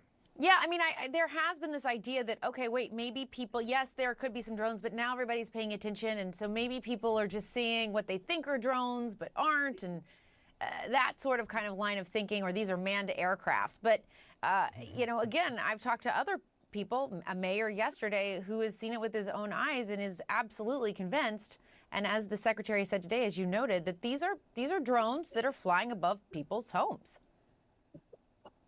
Of course, and by the way, listen, yes, some of them may be manned aircraft, some of them may be helicopters, but it doesn't make any sense when I spoke to some law enforcement last night who told me they saw them with their own eyes, above them, a large drone. So, listen, I'm going to believe them. The question is, what are they? And let's make sure we get that information in that briefing, and also give local law enforcement the tools they need both to track these drones and to deal with them, right? Working with federal partners to get them out of the sky. And to make sure they're not flying over places. I'm not talking about recreational drones at the beach. I'm talking about large drones that are unlicensed or unregistered. Let's make sure that they're not flying over critical infrastructure like dams or reservoirs, or over military bases or airports, as you just talked about a minute ago. Or, of course, doing any reconnaissance missions or over people's homes and invading their privacy. These are real issues. It can't be the Wild West of drones out there in Jersey or anywhere else. We got to get to the bottom of this, and people deserve answers. Yeah, and I hear you when you say you've had these briefings. You do feel confident that they're not an imminent threat. It is just this idea, though, I think, where people's frustration, I'm sure this is what you're hearing too, is kind of this disbelief that no one can explain what it is, right? No, I mean, what the frustration rightly is why isn't the FBI and DHS and the FAA, as I've asked them to do, get out there and do a real proper public briefing, not put out a statement. I mean, a real proper public briefing when they answer questions and say, here's everything we know. Here's how we're tracking these. Here's why we believe, and based on the briefings they're giving me, why there's no imminent threat, because there's ways they can scan for, of course, weapons or other imminent threats to public safety, and give that information out to the public, and then explain what they think is going on here, because there's no way we don't have this information, or I hope we do. I have a classified briefing, I believe, early this week on getting, and I've asked for to get more information. But the bottom line is this. You got to give the tools to local law enforcement. They're doing a great job out there. We got to coordinate better. We got to give more information to the public. And the bottom line is we need laws in place that give law enforcement the tools to be able to use these resources, that say if you're going to throw up a drone over a base, a military base, or over critical infrastructure, you're going to pay the price for it. And of course, just be transparent with people. Why don't you think they're being transparent with people? Because you're right. I do think that's it. Clearly they're able to give you this information in a classified briefing or in a briefing, but they're not able to tell the public. And without information, you know what happens with the information vacuum. I mean, I'm with you. Exactly. You're just leaving a vacuum out there. A couple days ago, the federal government was saying people are seeing things. There's no drones, right? I don't know if you remember this, just a couple of days ago. Then, of course, Secretary of Homeland Security comes out today and says, no, indeed, people are seeing drones, and we believe them. So they're a little all over the place, and I'm really trying to figure that out. And frankly, all I care about is that they correct it, get out there, and give the information. I'm not sure why they're not, and that's one of the questions I keep asking them. But I'm going to keep being out there pressing them until they do the right thing and come out and give this information to the public, explain to people what this is, what's going on, and make sure that they feel comfortable, because otherwise, as you just said, you leave a vacuum and people worry, and I don't want people worrying about this. They shouldn't have to sit around worrying about this. Yeah, and then just lastly, we had a former FBI official on a couple hours ago, and he was talking about the fact that, look, they need more funding. They need to be trained. This is the future. Drones are here to stay. We're only going to see more of them. And his assessment was that we're not properly prepared for all of this. Do you agree with that? And do you think that there should be more funding to provide for training and all of this and making sure that federally and locally we're prepared for the future here? It's one of the things after this began that I introduced legislation on, and I've introduced legislation in the past on, to call for more resources, more funding for local law enforcement to make sure they have the tools they need to track, right? Because there should be some tracking system, think just like our airport tracking, right? We should basically have coordinated tracking of all these drones and to have the tools to respond, right? To be able, if necessary, work with local partners to get these drones out of the sky, right? Because if they're flying over someplace they shouldn't be, we got to get them out of there and not threaten anyone's public safety, people who threaten public safety or national security. And also, you don't want these drones flying around collecting, doing reconnaissance and collecting information on people. There's a lot of good uses for drones, proper uses for drones, right? We know at major events and law enforcement uses them. Yeah, he just talking. I told you he was gonna get on there and start lying. Yeah, man, they know what's going on with these drones, though. I'm going to tell you that right now. And they're going to tell you what they want to tell you. I'm going to tell you that right now. They're going to tell you what they want to tell you. Let me see what we got here. What did I just see? Hold up. See, I just seen something that I was looking at.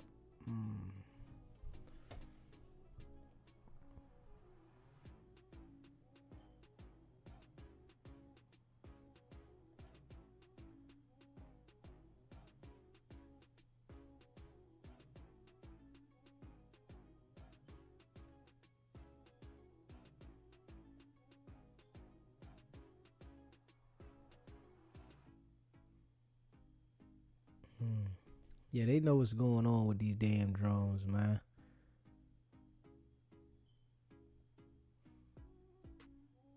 They just ain't ready to let us know.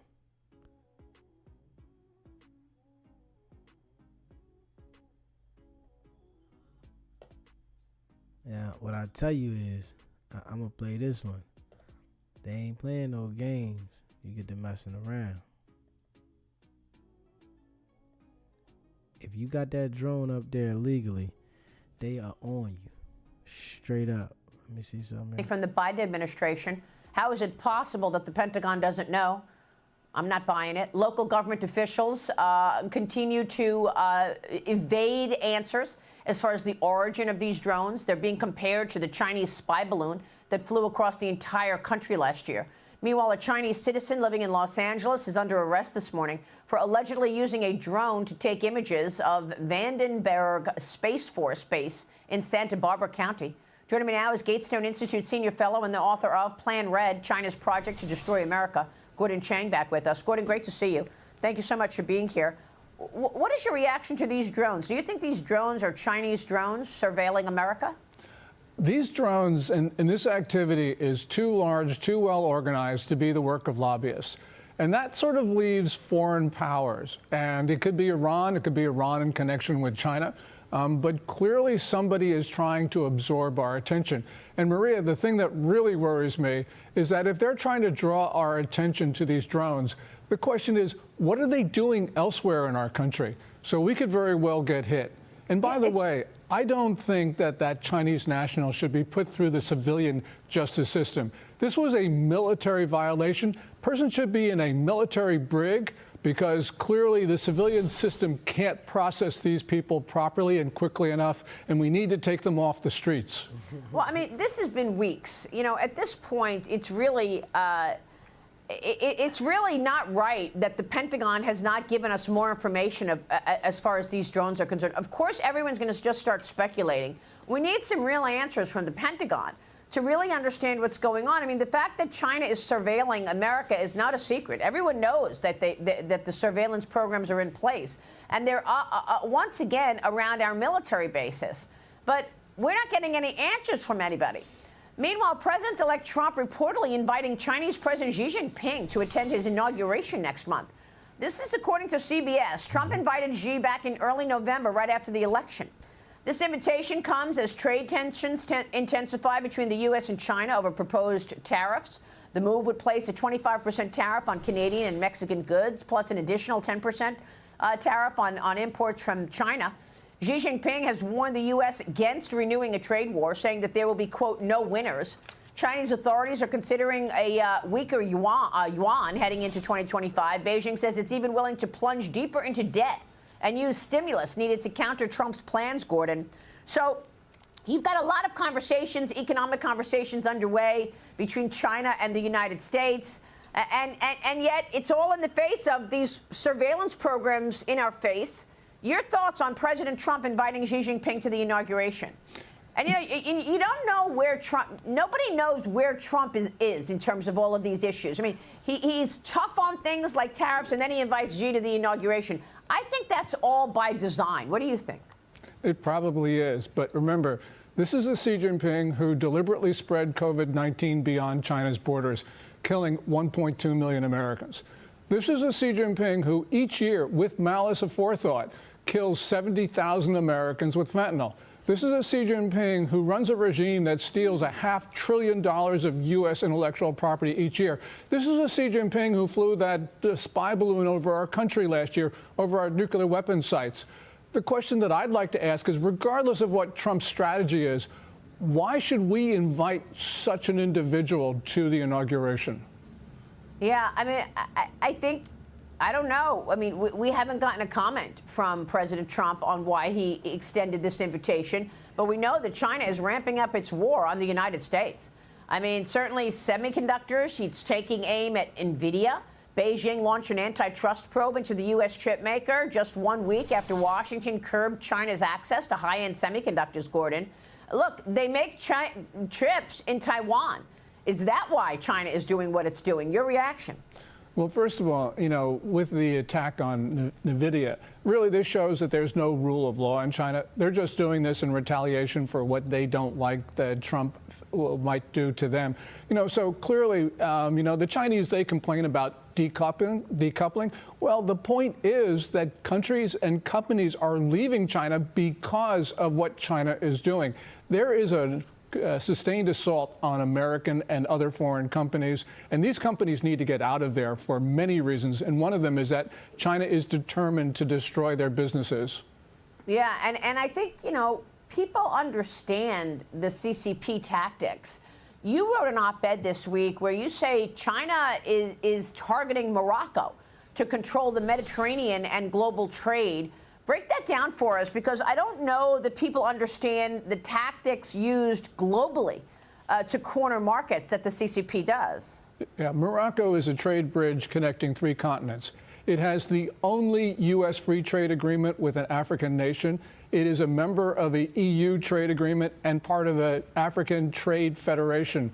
So clearly it is very important for Xi Jinping, who needs to export more to the world. And he can do that by getting inside Morocco and thereby avoiding the tariffs that Trump is talking about imposing on Chinese goods that come directly from China. So Morocco is critically important for us. It is the first country in the world to extend diplomatic recognition to the U.S.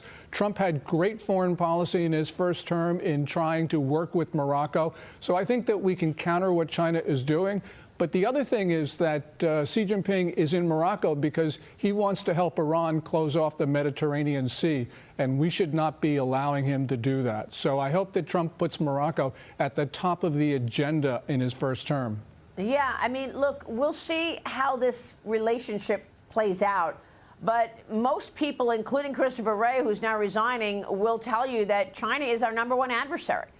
I think Trump knows that, and that first dinner that he had with Xi Jinping years ago at Mar-a-Lago, he dropped that news that they were sending 13 strikes to Syria, and that was also by design. He did it during dinner and chocolate cake, so maybe that's also part of his thinking in terms of inviting Xi to the inauguration. You know, starting soft and nice, but then dropping the news of sanctions or, you know, or more tariffs. Well, you mentioned Syria, and in the Middle East, the perception is that Trump really is trying to make nice to both the Russians and the Chinese because he wants to make a deal instead of confronting them. And it's not playing very well in the region. So I hope that the region's got this wrong. But we've got a problem in the Middle East because of Trump's outreach to China and Russia. All right. We will be watching that angle for sure. Gordon, thank you. Gordon Chang joining us. Okay, so we're going to see this angle, I guess, how they coming. And we already know that, you know, China is definitely, you know, taking pictures and getting their info together on America. We know that. So they arrested that guy. They got that guy.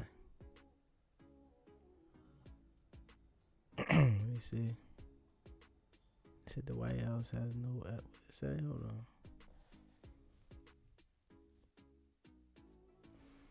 on. Okay, said the White House has no sightings that the drone. Yeah, that's because they don't want to tell us what's going on right now, man. I'm gonna keep it a bean. They don't want to tell us what's going on right now. This information ain't for us right yet. They're gonna let us know a whole day late.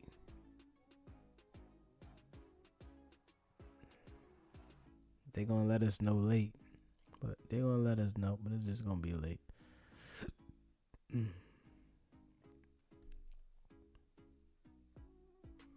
Yeah, the game. We already know the game, man. Diddy case possibly. Yeah. It's crazy. Let me see here. Hold up. Let me see here. Hold up. All right.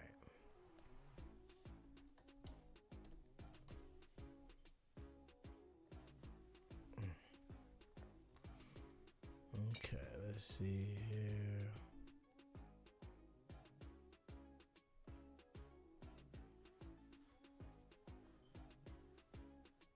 Let's see what we got here. Hold up.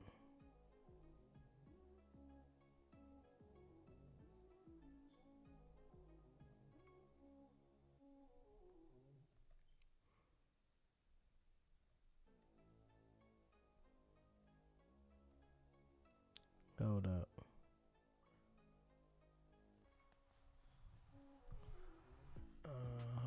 Hold up.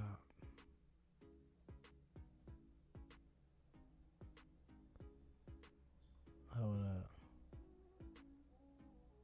Travis Hunter's girlfriend.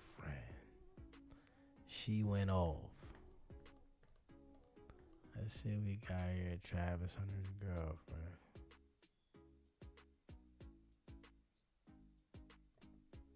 Travis Hunter won the Heisman. Let's see what we got here.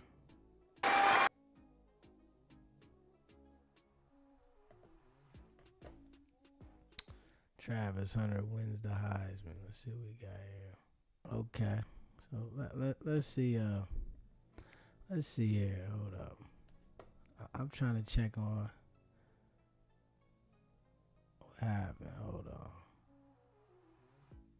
He won the Heisman.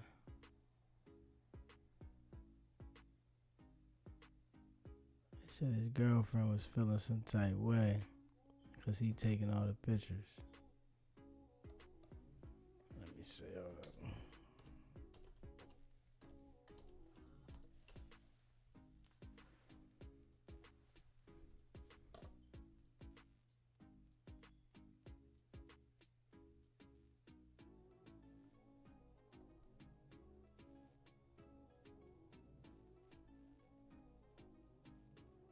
Let's see. I'm trying to see. Hold up.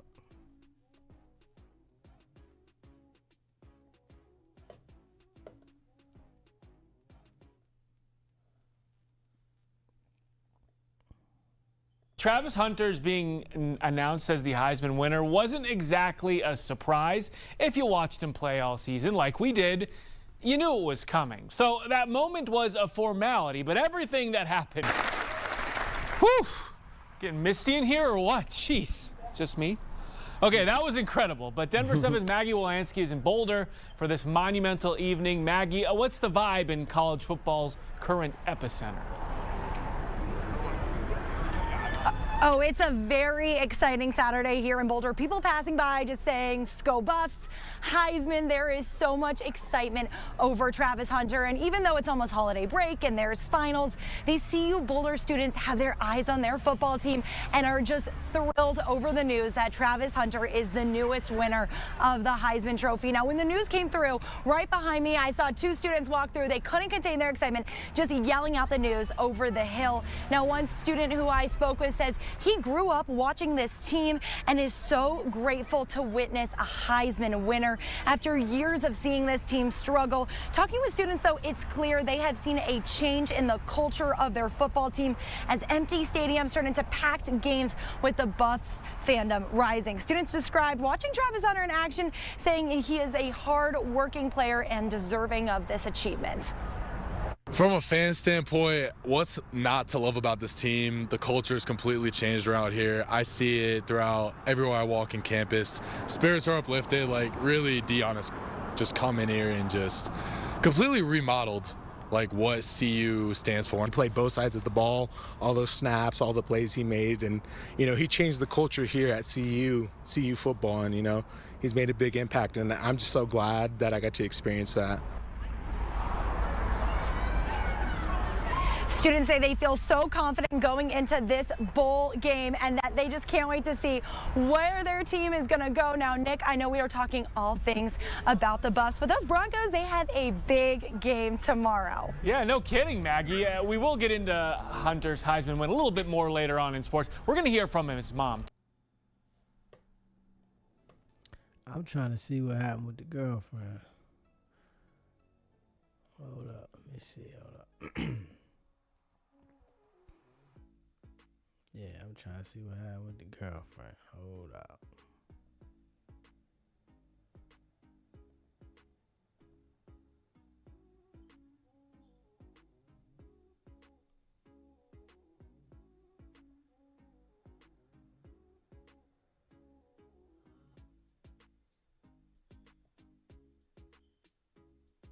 No, I know what I got. I know my girl. My girl been with me for 5 years. Y'all are just not starting to talk about me and just not starting to be with me. Like, come on, man. Y'all go do something else with y'all life. Clickbait pages, y'all better stop. I'm telling y'all. Y'all, if something bad gonna happen to y'all, y'all keep doing that. Y'all better stop that. I ain't playing. Y'all better stop. All the clickbaiting pages, when we was sitting down and I was at my papa shop, we was talking about my family. What was they gonna do while I was in there signing stuff? I had all my family there. And that's why she did. That's why she said she's gonna stay there so they can get stuff. That's why she said she's gonna sit there so they can get stuff, have fun there. She wanted to go back. They wanted to go back. Some of them want to go back to the hotel. Some of them didn't. Y'all trying to make everything. Y'all want everything for clicks. Like, stop that. That's crazy. Like, find something else to talk about. You talk about my girl. Go talk about your girl. Go find a girl. Go find a life. Stop worrying about what I got going on. I know what I got. I know my girl. My girl been with me for 5 years. Y'all are just not starting to talk about me and just not starting to be with me. Y'all hate on me and then y'all go and hate on my girl. Like, bro, I feel the same pain that she feel. We're inseparable, bro. We with each other. Like, she hurting, of course I'm gonna be hurting. If I'm hurting, of course she gonna be hurting. Like, y'all, come on, bro. That junk hurt, bro. But then again, I'm talking to people that in life. Go ahead, bro. I don't care. I would rather all y'all leave right now and go send a text message so when she wake up in the morning, she get on her phone, nothing but positivity, nothing but positive energy.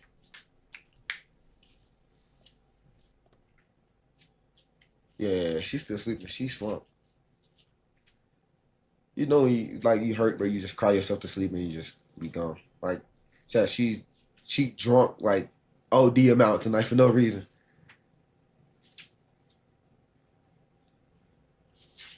Nah, she sleep. She's gone. Y'all hate on me and then y'all go and hate on my girl. Like, bro, I feel the same pain.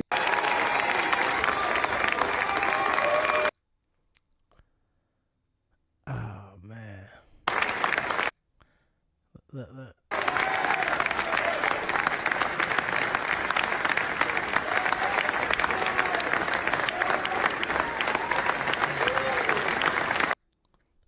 Yeah, one thing I know, you can't definitely tell a man nothing about his girl.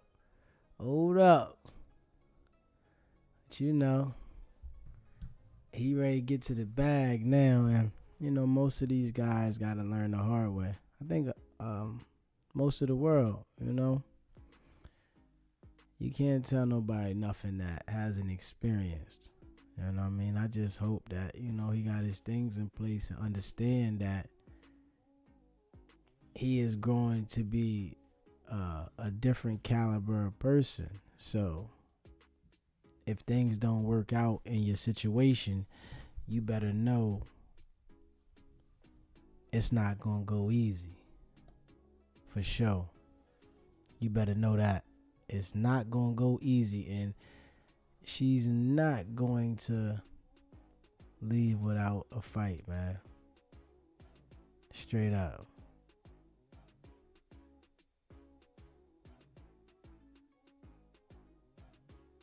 Straight up.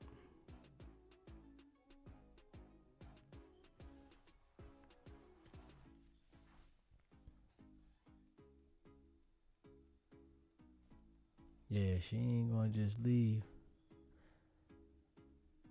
without a fight. You know, everybody don't understand that, man. Not at all. That's some things you gotta learn on your own. You gotta learn on your own, man.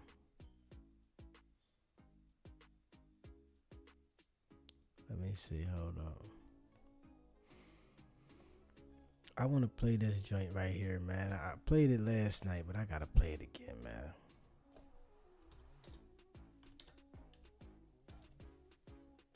Yeah. I gotta play this joint again, man. Real rap, man.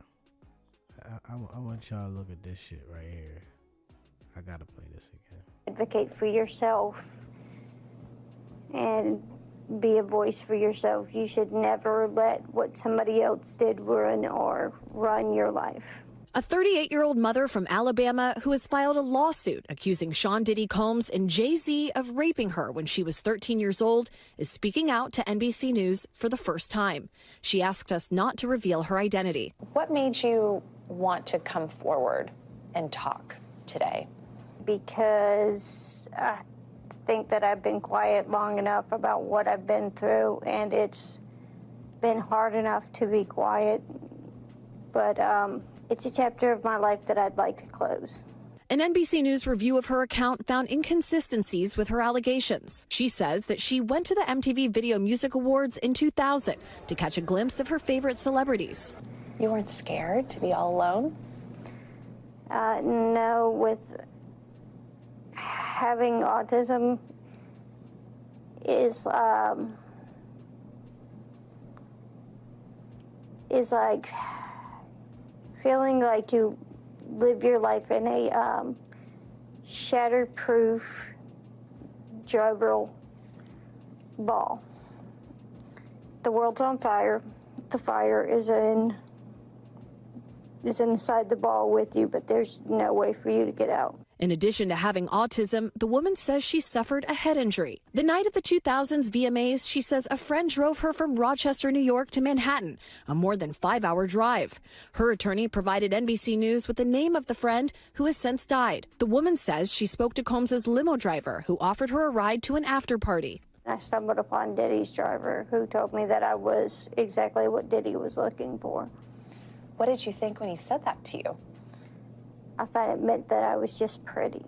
She went to a White House, she says, where she spoke to musicians Benji Madden and his brother. I'm talking to Benji Madden about his tattoo because, you know, I have about his tattoo that's the Last Supper, because I have a religious background. So it was just something to talk about. In a statement to NBC News, a representative of the Maddens confirmed that they did not attend the 2000 VMAs and that they were on tour in the Midwest at the time.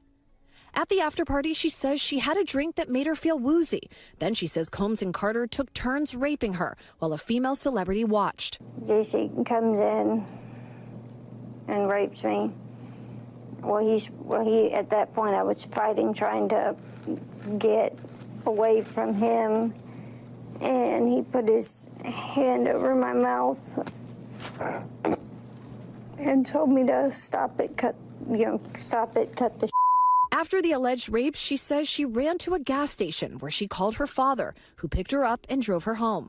We rode home in silence. He didn't ask me what happened. He didn't ask me what I did or where I was. In an interview with NBC News, her father said he could not verify the claims. Quote, "I felt like I would remember that, and I don't. I have a lot going on, but I mean, that's something that would definitely stick in my mind," he said. When we asked the woman about the contradictions in a phone interview on Friday, she said that she stands by her statements. "I have made some mistakes," she said.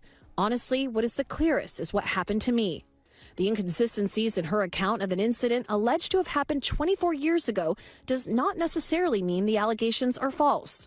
The accuser's attorney, Tony Busby, said, "Because we have interrogated her intensely, she has even agreed to submit to a polygraph. This has been extremely distressing for her, to the point she has experienced seizures and had to seek medical treatment due to the stress." In a statement to NBC News, Sean Carter said this incident didn't happen, and yet he filed it in court and doubled down in the press. "True justice is coming. We fight from victory, not for victory." Is any part of you scared coming out against such powerful people? Yeah, I'm scared of what could happen, but I'm more afraid of letting it eat me alive from the inside out than I am of,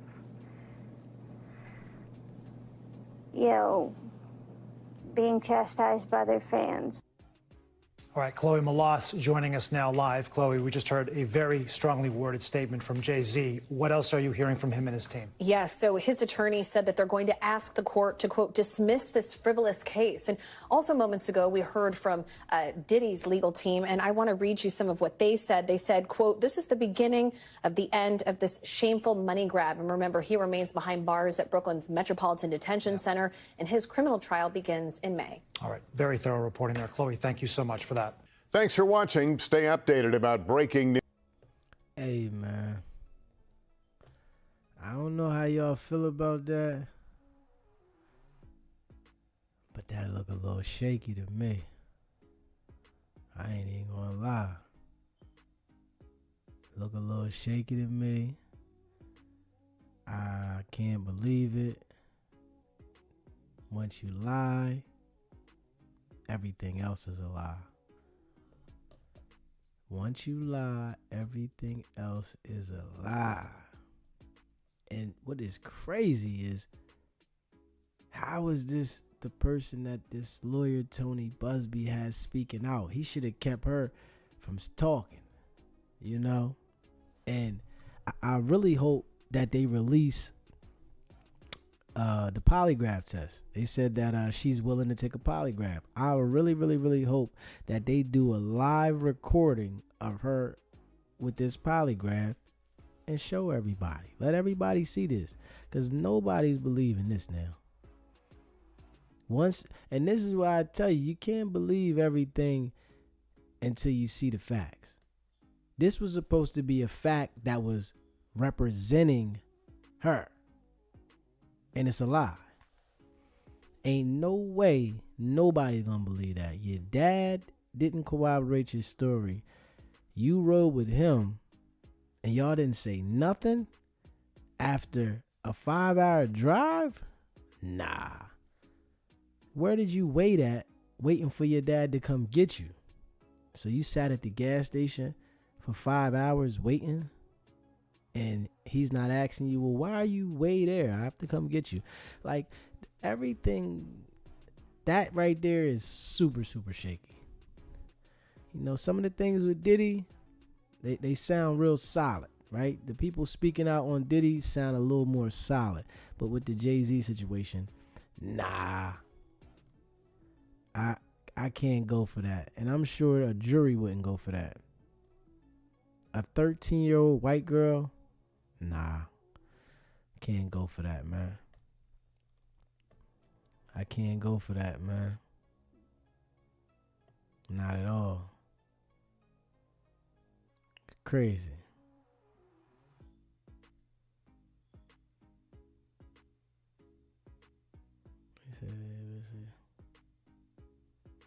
You know, some of the things with Diddy, we might can say, okay, yeah, this sounds believable, right? But that situation, nah, man, I can't trust it.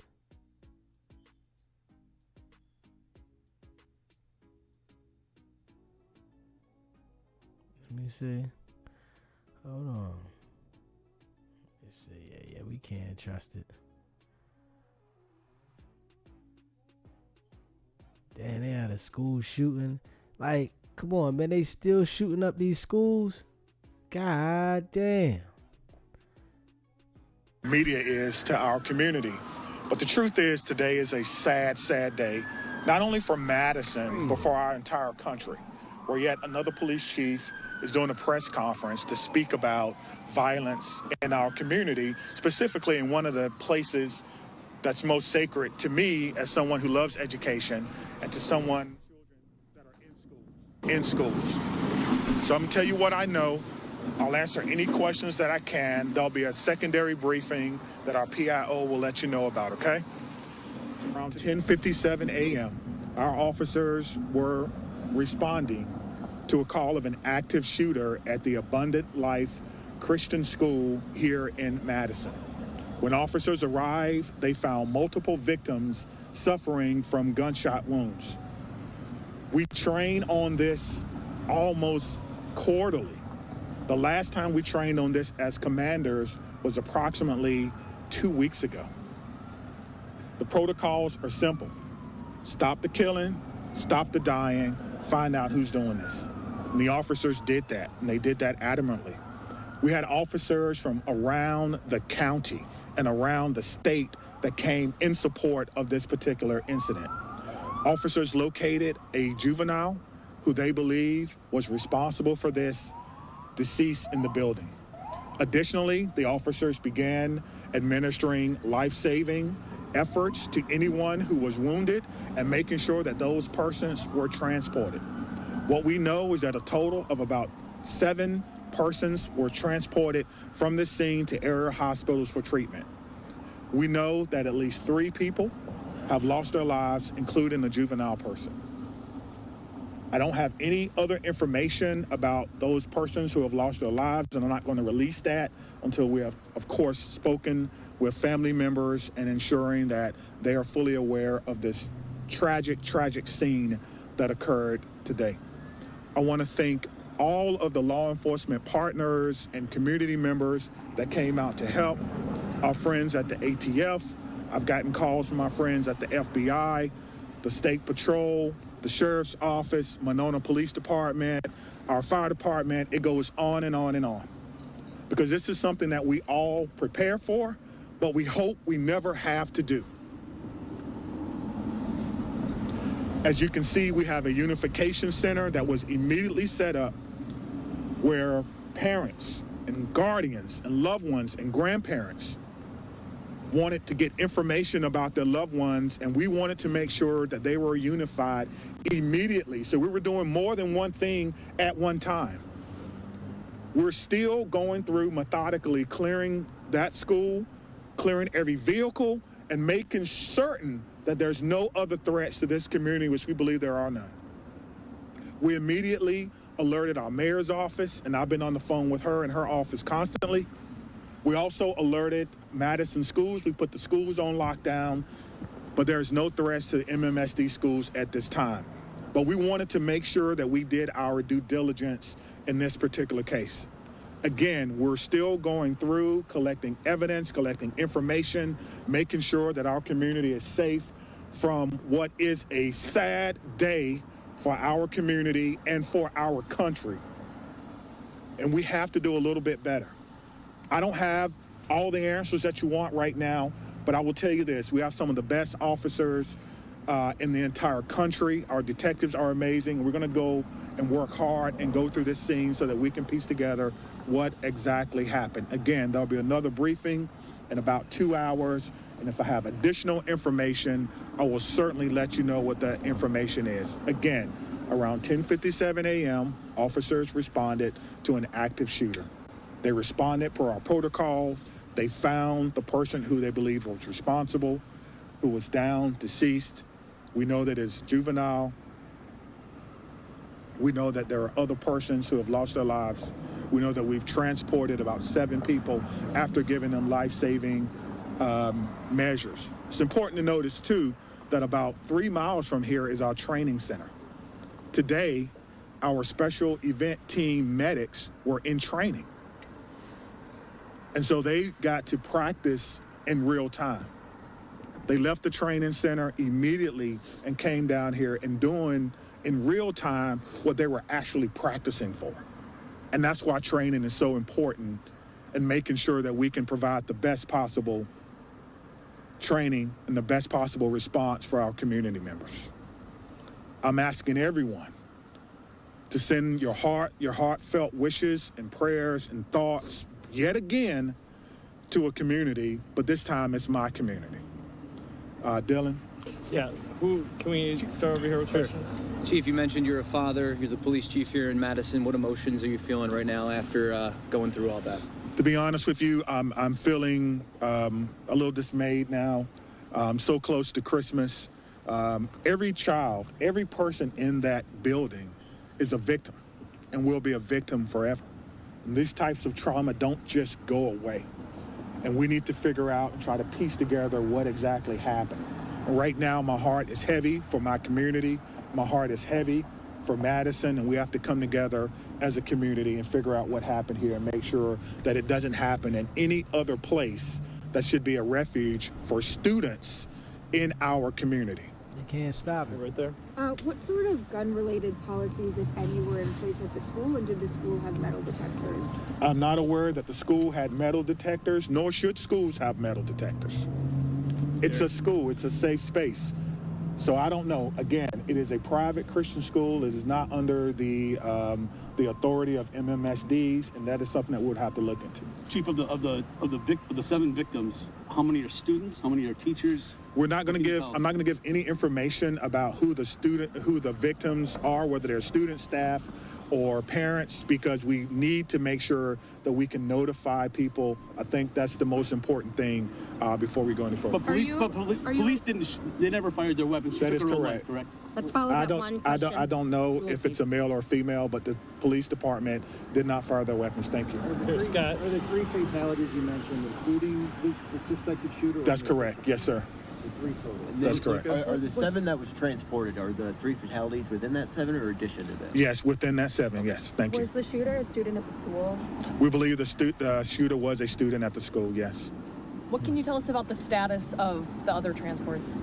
We know that they range from minor injuries to life-threatening. I know that's a huge, spectrum, but that's what we know now. And so we need everyone, again, to send your thoughts and your prayers out to them. One thing I do know is that we have some of the best medical care in the country here in Madison. And so we hope that everyone will recover. But at this time, we don't know.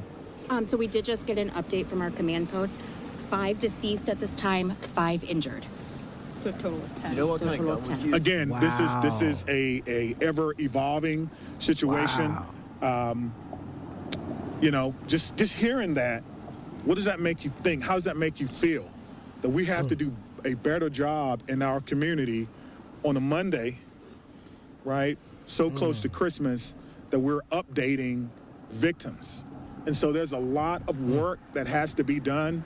And we're committed to doing that work. We just ask for your patience.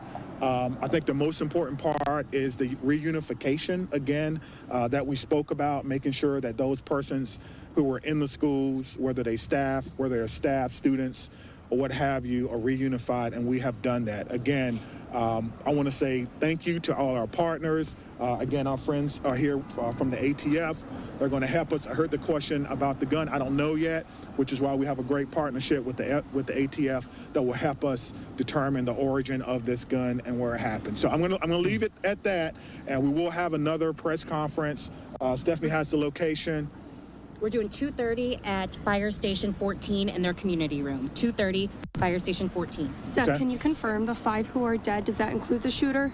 That doesn't include It would, Are the yes. victims it would. students, teachers, a mix? Yeah, again, we're not going to talk about that until we notify all the families that may be involved. Again, this is an ever evolving situation, and we're trying to figure it out. What did you say, Has ma'am? the school been cleared? Are all the students out of the school? The school has been through a secondary clearing. We're doing another one now with the help of bomb dogs, just in case. We want to clear vehicles and things of that nature. So we're going to take our time, and we're going to go through, and we're going to do everything that we can. So thank you very much, and we'll see you soon. Okay, Thank you. Fire Station 14. Damn. Now, it's crazy. Somebody done shot another school up.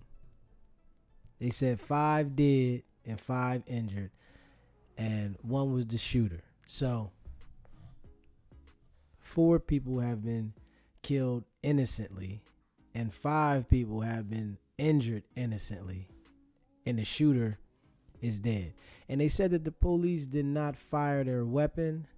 So we are going to play this special report. Like, damn, like they still tripping, shooting schools up.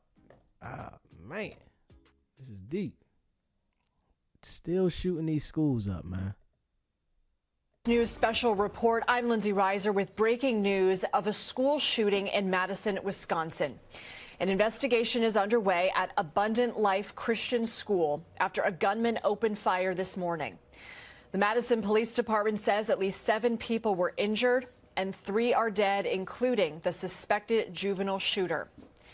This is a map of Wisconsin where you can see Madison there at the southern border, close to it at least. The police chief just spoke about the investigation moments ago.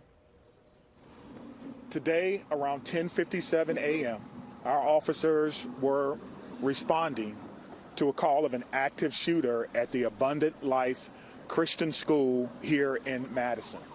When officers arrived, they found multiple victims suffering from gunshot wounds. We train on this almost quarterly. The last time we trained on this as commanders was approximately 2 weeks ago. The protocols are simple. Stop the killing, stop the dying, find out who's doing this. And the officers did that, and they did that adamantly. We had officers from around the county and around the state that came in support of this particular incident. Officers located a juvenile who they believe was responsible for this deceased in the building. Additionally, the officers began administering life-saving efforts to anyone who was wounded and making sure that those persons were transported. What we know is that a total of about 7 persons were transported from this scene to area hospitals for treatment. We know that at least 3 people have lost their lives, including a juvenile person. I don't have any other information about those persons who have lost their lives, and I'm not going to release that until we have, of course, spoken with family members and ensuring that they are fully aware of this tragic, tragic scene that occurred today. I want to thank all of the law enforcement partners and community members that came out to help. Our friends at the ATF. I've gotten calls from my friends at the FBI, the State Patrol, the Sheriff's Office, Monona Police Department, our fire department. It goes on and on and on. Because this is something that we all prepare for, but we hope we never have to do. As you can see, we have a unification center that was immediately set up where parents and guardians and loved ones and grandparents wanted to get information about their loved ones, and we wanted to make sure that they were unified immediately. So we were doing more than one thing at one time. We're still going through methodically clearing that school, clearing every vehicle, and making certain that there's no other threats to this community, which we believe there are none. We immediately alerted our mayor's office, and I've been on the phone with her and her office constantly. We also alerted Madison schools. We put the schools on lockdown, but there's no threats to MMSD schools at this time. But we wanted to make sure that we did our due diligence in this particular case. Again, we're still going through collecting evidence, collecting information, making sure that our community is safe from what is a sad day for our community and for our country. And we have to do a little bit better. I don't have all the answers that you want right now, but I will tell you this. We have some of the best officers in the entire country. Our detectives are amazing. We're going to go and work hard and go through this scene so that we can piece together what exactly happened. Again, there'll be another briefing in about 2 hours, and if I have additional information, I will certainly let you know what that information is. Again, around 10:57 a.m., officers responded to an active shooter. They responded per our protocol. They found the person who they believe was responsible, who was down, deceased. We know that it's juvenile. We know that there are other persons who have lost their lives. We know that we've transported about 7 people after giving them life-saving measures. It's important to notice, too, that about 3 miles from here is our training center. Today, our special event team medics were in training. And so they got to practice in real time. They left the training center immediately and came down here and doing in real time what they were actually practicing for. And that's why training is so important, and making sure that we can provide the best possible training and the best possible response for our community members. I'm asking everyone to send your heartfelt wishes and prayers and thoughts yet again to a community, but this time it's my community. Dylan? Yeah, can we start over here with questions? Chief, you mentioned you're a father. You're the police chief here in Madison. What emotions are you feeling right now after going through all that? To be honest with you, I'm feeling a little dismayed now. So close to Christmas. Every child, every person in that building is a victim and will be a victim forever. And these types of trauma don't just go away. And we need to figure out and try to piece together what exactly happened. And right now, my heart is heavy for my community. My heart is heavy for Madison, and we have to come together as a community and figure out what happened here and make sure that it doesn't happen in any other place that should be a refuge for students in our community. You're right there. What sort of gun-related policies, if any, were in place at the school, and did the school have metal detectors? I'm not aware that the school had metal detectors, nor should schools have metal detectors. It's a school. It's a safe space. So I don't know. Again, it is a private Christian school. It is not under the authority of MMSDs, and that is something that we would have to look into. Chief, of the 7 victims, how many are students? How many are teachers? I'm not going to give any information about who the victims are, whether they're students, staff, or parents, because we need to make sure that we can notify people. I think that's the most important thing before we go any further. But police they never fired their weapons. That is correct. Correct. I don't know if it's a male or a female, but the police department did not fire their weapons. Thank you. Scott, are there 3 fatalities you mentioned, including the suspected shooter? That's correct. Yes, sir. 3 total. That's correct. Are the 7 that was transported, are the 3 fatalities within that 7 or addition to that? Yes, within that 7. Yes, thank you. Was the shooter a student at the school? We believe the shooter was a student at the school. Yes. What can you tell us about the status of the other transports? We know that they range from minor injuries to life-threatening. I know that's a huge, spectrum, but that's what we know now. And so we need everyone, again, to send your thoughts and your prayers out to them. One thing I do know is that we have some of the best medical care in the country here in Madison. And so we hope that everyone will recover. But at this time, we don't know. So we did just get an update from our command post. 5 deceased at this time, 5 injured. So a total of 10. So a total of 10. Again, this is a ever evolving situation. Just hearing that, what does that make you think? How does that make you feel? That we have to do a better job in our community on a Monday, right? So close to Christmas, that we're updating victims. And so there's a lot of work that has to be done. And we're committed to doing that work. We just ask for your patience. I think the most important part is the reunification, again, that we spoke about, making sure that those persons who were in the schools, whether they're staff, students, or what have you, are reunified, and we have done that. Again, I want to say thank you to all our partners. Again, our friends are here from the ATF. They're going to help us. I heard the question about the gun. I don't know yet, which is why we have a great partnership with the ATF that will help us determine the origin of this gun and where it happened. So I'm gonna leave it at that, and we will have another press conference. Stephanie has the location. We're doing 2:30 at Fire Station 14 in their community room. 2:30, Fire Station 14. Steph, can you confirm the 5 who are dead? Does that include the shooter? That does include It the would, shooter. Are the yes, victims it would. students, teachers, a mix? Yeah, again, we're not going to talk about that until we notify all the families that may be involved. Again, this is an ever evolving situation, and we're trying to figure it out. What did you say, man? Has the school been cleared? Are all the students out of the school? The school has been through a secondary clearing. We're doing another one now with the help of bomb dogs, just in case. We want to clear vehicles and things of that nature. So we're going to take our time, and we're going to go through, and we're going to do everything that we can. So thank you very much, and we'll see you soon. Thank you. Fire Station 14. Once again, that was the Madison, Wisconsin police chief updating us. At least 5 people are dead, including the person that they believe to be the juvenile shooter, who they believe was a student at the school. And 5 are injured after a shooting at Abundant Life Christian School, a private Christian school. This comes 12 years after the mass shooting at Sandy Hook Elementary School in Connecticut. I want to bring in Anna Schechter. She leads the CBS News Crime Beat, covering crime and public safety for CBS News and stations. And a couple more top lines, that police never fired their weapons. What else stood out to you in that press conference on just such a horrible tragedy? Well, the fact that the shooter is a student there, I believe it's a K-12 school, so that tells you something about what the profile might be. Interesting that police did not fire any shots. It does sound like a self-inflicted gunshot wound.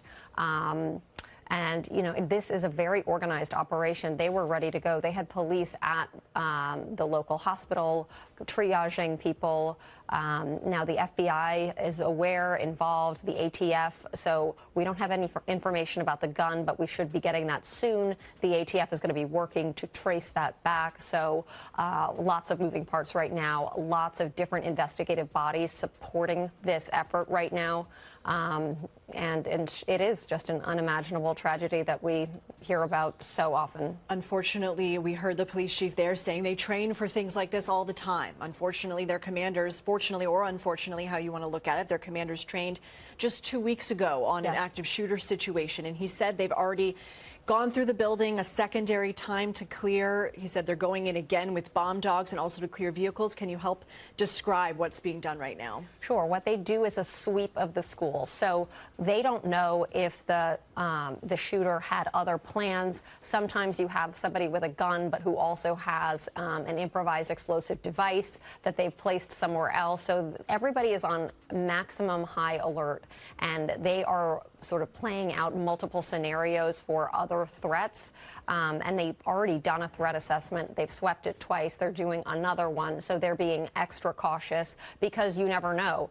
They're probably going to be looking towards motive. Of course, that's a parallel investigative track that is likely underway already, interviewing this individual's family members, friends, eyewitnesses. All this is going to be going what I like to call the first draft of history, put into police reports that then a prosecutor would use. And in this case, you know, that the suspect is deceased, this is still going to be going into, they're going to be putting out a report with everything that they find, likely doing follow-up trainings. They're looking also, how can they prevent this type of thing? A community like Madison, Wisconsin, they are sort of on the forefront. They are looking, they're very progressive in the way that they sort of attack these kinds of problems. And so this is going to be factoring into trainings in the future, red flags. I mean, red flag warnings, that's a big thing that law enforcement agencies across the country are looking into, and maybe there were some signs here that were missed. Joining us right now is CBS News National. Yeah, man. This is out of control. Somebody in the school shot the school up. And they went to the school. And this was a private school now. Christian private school. This is where you're supposed to be getting the word of God, reading the Bible, a Christian school. And something happened. Something was going on. And you know, somebody's family might have known this kid was disturbed and they didn't report it. So, you know, they're going to check into it and investigate it. And, you know, we're going to see what the outcome is of this. But I'm sure this is going to be everywhere right now. Somebody shot another school up. Crazy. But I want y'all to leave a comment. Let me know how you feel about this.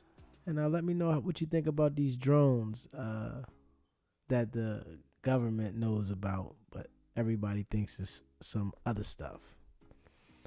And I appreciate everybody that watches the channel. I appreciate everybody that tunes in, that is subscribed to the channel. And we'll be back at it tomorrow. I appreciate it. And you already know, go check out the merch, sbgbtv.com. And definitely hit that subscribe button if you haven't already subscribed. It's your boy Deezy though.